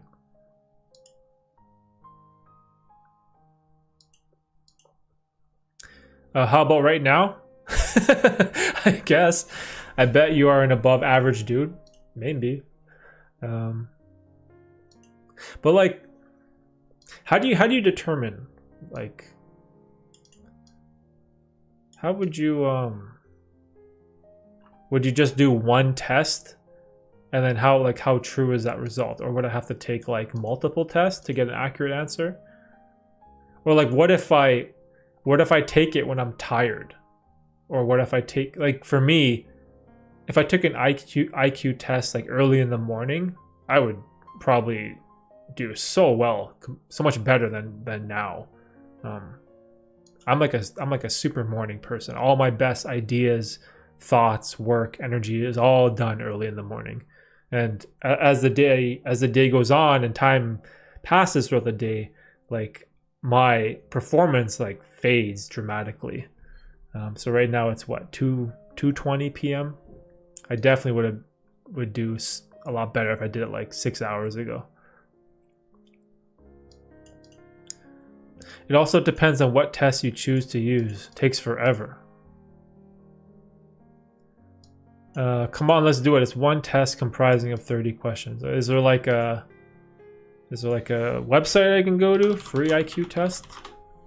I'll take a generic one. I don't mind. Be strange to do IQ test on stream. Multiple, and you'd have to give the data to SPSS, and it's a lot of work to give you a NR. Whoa, what the heck?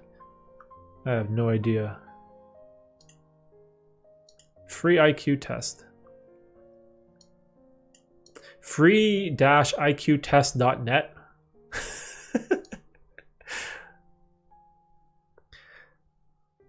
What? Mensa? What is that? Mensa IQ test?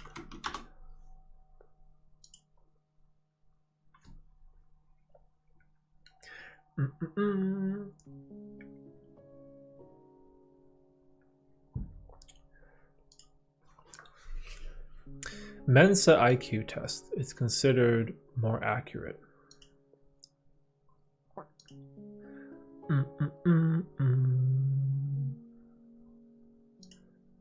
Let's see.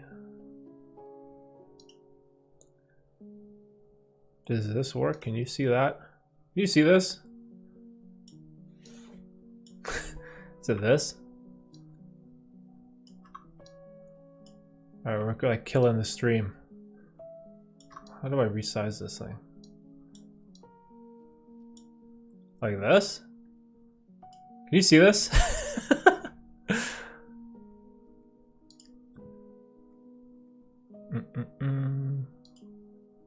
So how do you do this? Mensa IQ test. Please select your age range. Can I increase this font? Please select your age range to start the test. What the? How come the range from 16 to 17 is only 2 and then the next one is 18 to 50? Super weird. Alright, here we go. This is an example. See a grid with 8 shapes that follow a certain rule or pattern with a 9th missing. After you have worked out the relationship between the shapes, you choose which of the 6 alternatives that complete the pattern. You'll notice that all the shapes in each row are similar in both shape and color. In each column there is one of each shape. The correct answer is therefore B. Oh, okay. Makes sense. Start the test. So what do we do here? Oh, I see. Oh, that's interesting. Oh, what is this? Triangles with a bunch of stuff. Empty triangle? Sure. A vertical... That one. Arrows. No, not that one. Wait, what? Diagonal going right. Oh, this one. D. Bunch of blocks. Alright, looks like Tetris. This one. Am I doing this right? What is going on here?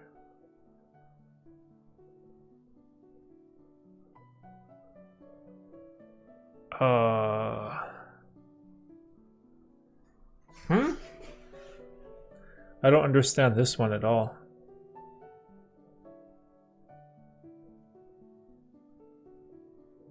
What the heck? I have no idea what I did there. This is getting progressively harder. What is going on? That looks like a mouth or something.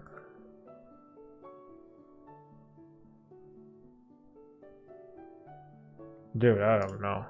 Those last two are pretty bad. A square and 3 balls and 2 open squares. All open. 1 closed. Jesus.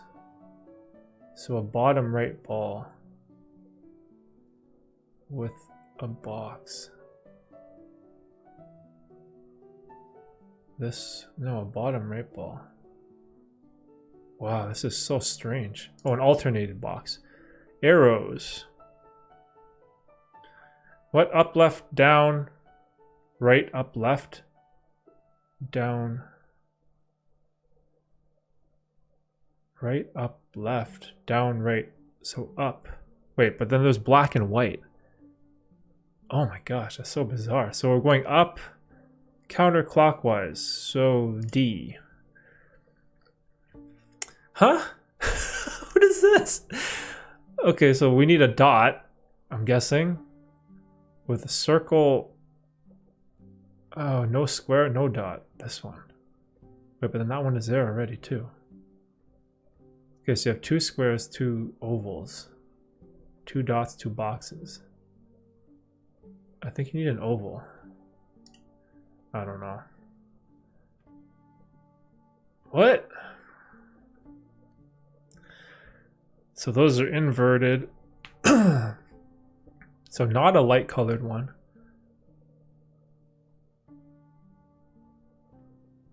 So this one. I think. Okay, so we need a dark triangle. Are you guys still here? Sorry, I can't see the chat while I'm doing this, just so you know. So I'm just gonna be mumbling to myself. Bro, what is this? So the line is moving. So that moved, not all the way though. But the line does move. Look at that one. Yo, this hurts my brain, bro. So these are all what? Turning clockwise? So we need something that's what? Up? So there's 1, 2, and 3. 1, 2, and 3. Up with 3 dots. Is there up with 3 dots? F. What is going on? Oh, a solid one.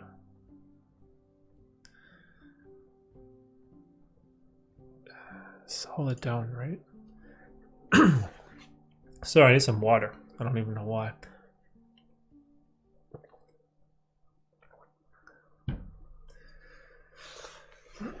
Yo, this one's so hard. What is going on here?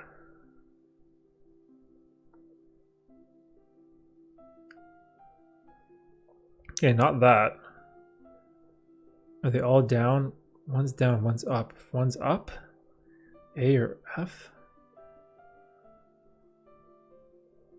I think it's A.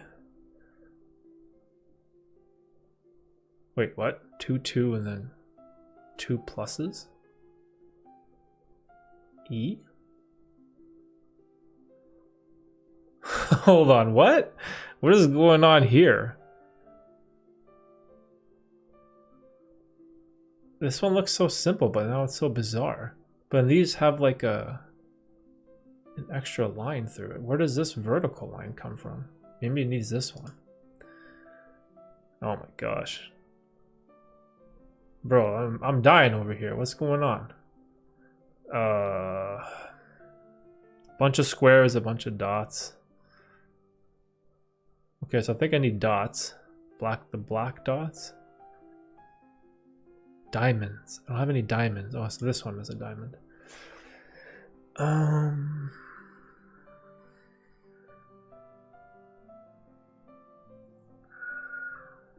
What?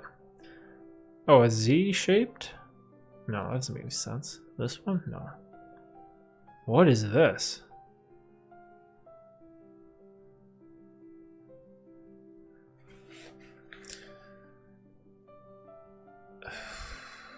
I don't even know. That's a random guess for that one. Let's see. Dude, I'm dying over here. This is so hard. What is going on? What is this? This is so hard. So, like, what? These, when you combine these two, it makes that. So when you combine all these, it makes this? I think so. Does this affect, like, the speed at which I answer? Does that get affected? What does this say? Oh, there's a timer here, 18 minutes. How many questions are there? Should I have been taking my time? Okay, so double gray dots and then one less. So single gray dots, one less.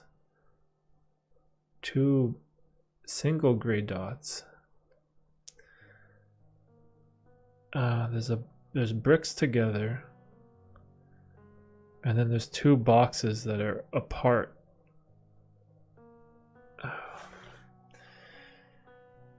That they're apart. Oh man.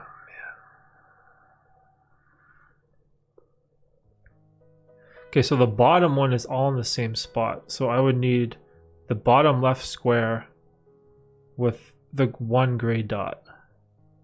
Bottom left square, this one. Triangles, squares, circle, circle. Dude, is this? 1, 2, 4, 1, 2, 4. So I need one white one that isn't a triangle. So a square. But then that's a square. Triangle, triangle, square, triangle, square. So B or F. All black circles.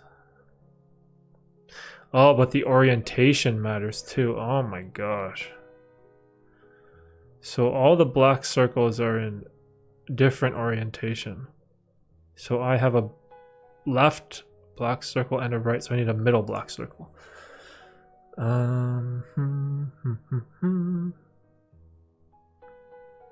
is going on here?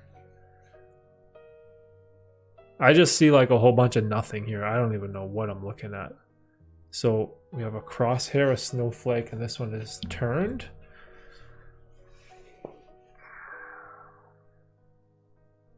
Two individuals.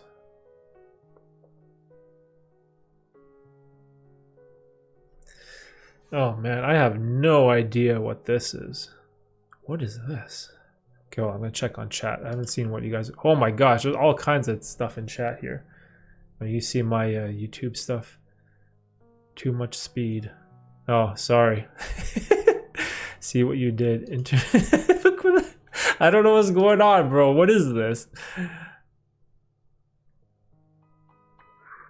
I don't know. This okay. This like maybe like a more simplistic one. This one. Okay, let's see. The black 2 2 1 2 2. So maybe two are the same. Oh, see, the orientation is what kills me here. So 2 2 and 3, 2 2 and 4. So 2. We need 2 white balls. 2, 2, 1, 2, 2. 2 white balls, 2 black balls, I think. 2, 2, 1, 1, 1, 2. 2, 3, 2. So 2, 3, 2, 1, 2. This one. I don't like these ones. These like circles with like lines. Okay, so 2, 2, 1, 2, 2, 1, 1, 1, 2, but left, right. Oh, this has down orientation, left, right, up, up, left, right. 1, 1, 2, 1, 3. Man, there's like no pattern in that at all, though. How does that even work?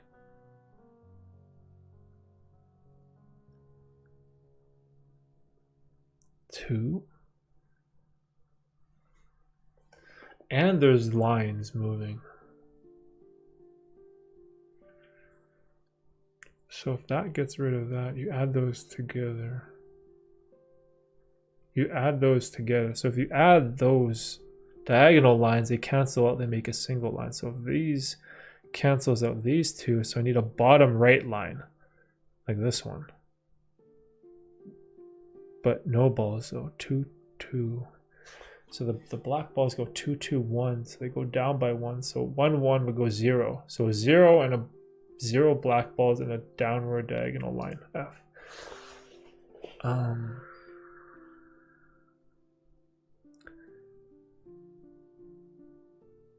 What is going on? So opening right, opening down, west, north, east, south, west, north. So what is that clockwise? Southwest, north, east, south. So we're opening west. So opening west is C or E. But the orientation is, it's open a little bit. It's open. Oh, A, because it's open a lot. A little bit, a medium bit, and then, yeah, A. A? Oh, God. Bro, what is this? Why?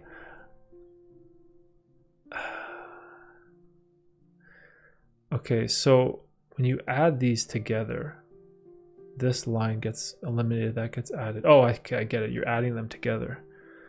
So this line gets added, this gets eliminated, that gets eliminated, that gets added. So this D. So that gets added. No, but then that gets eliminated. So it's a line and then it's open. It's a line, then it's open. And then it's open. And then it's a line, a line. Oh, it's A.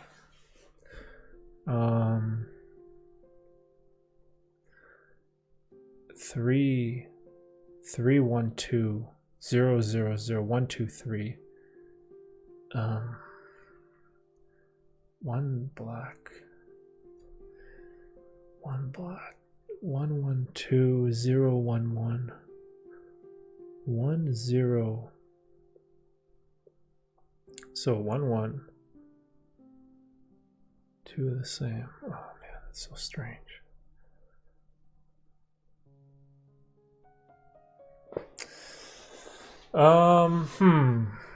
What is this?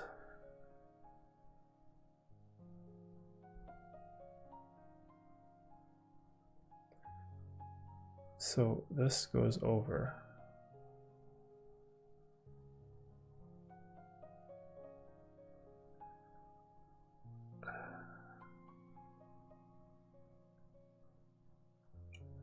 Wow, I have no idea for this one. This one's like way above my head. Stream? I don't know.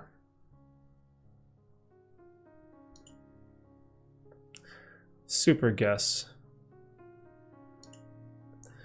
Yo, how many questions is this? I got 9 minutes left. What happened to the stream, bro? 2, 2. Huh. 1 and 1.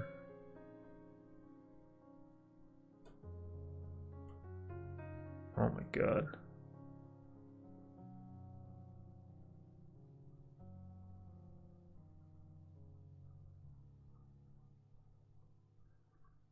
Two, two.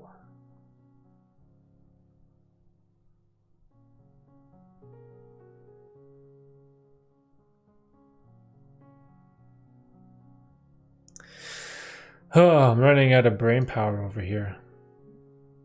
You're still here? Oh, you guys are still here? Are you serious? Oh my gosh, you guys watching this? Me struggling? Ugh. I don't know for this one. This one,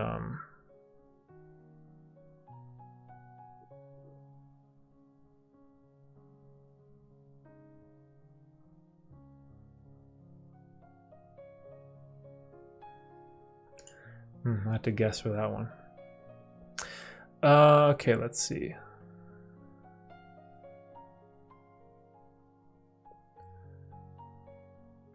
What is going on here?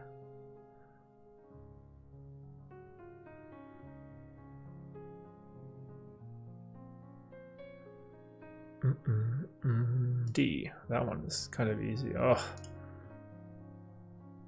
Okay, you guys still hanging around? Okay, we have 8 more minutes of punishment here.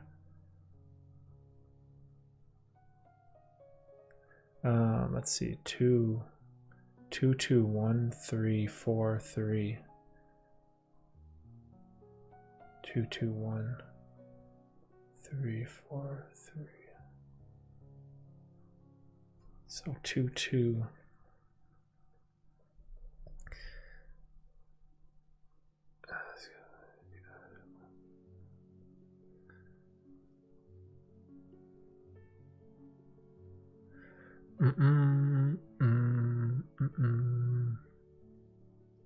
You add them up, it makes nothing. Wow.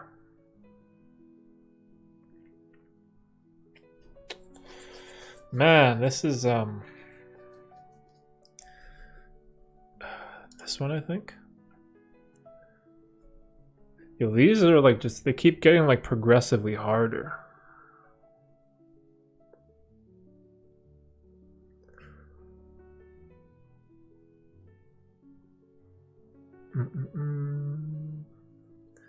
Two, 3, 4, 2, 3, 2, 2, 2.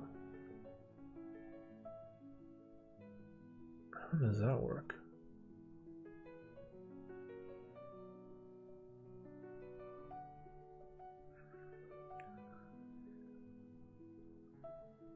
Two, 3, 4, 2, 3, 2.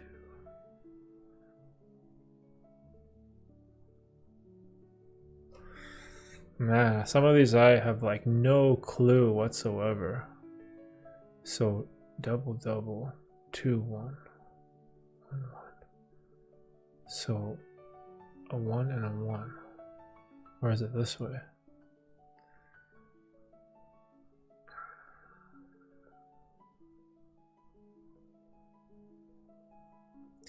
I think it's this one. Man, it's all lines and shapes and all this stuff. Yo, this is gonna be like the worst IQ score like of all time. Thought it was 30 questions. Ando, you're dipping? Alright, Ando. Take it easy, bro. This thing's killing me, man. Yo, this is like... When does this end? 5 minutes. Alright, 5 more minutes of pain. This is the worst. I don't know what's going on.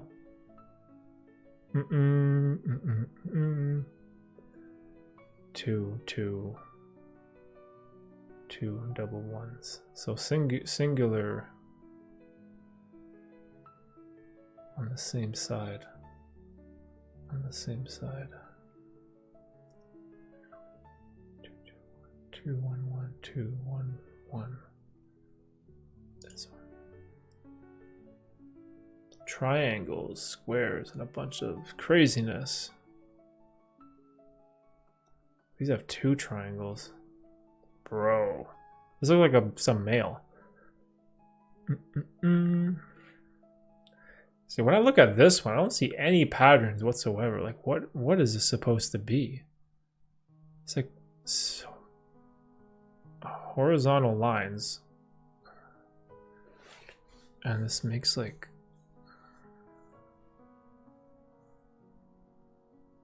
I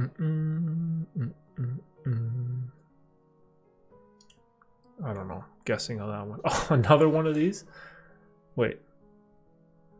Hey, we've been through everything? Okay, finished.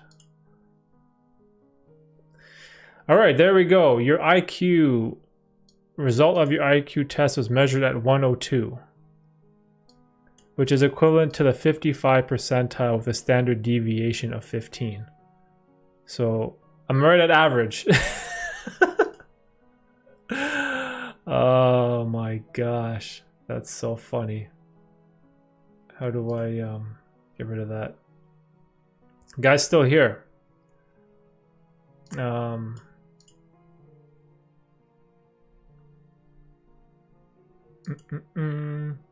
Mensa uses about 200 different standardized intelligence tests, so I don't know, we would have to find the right one for you.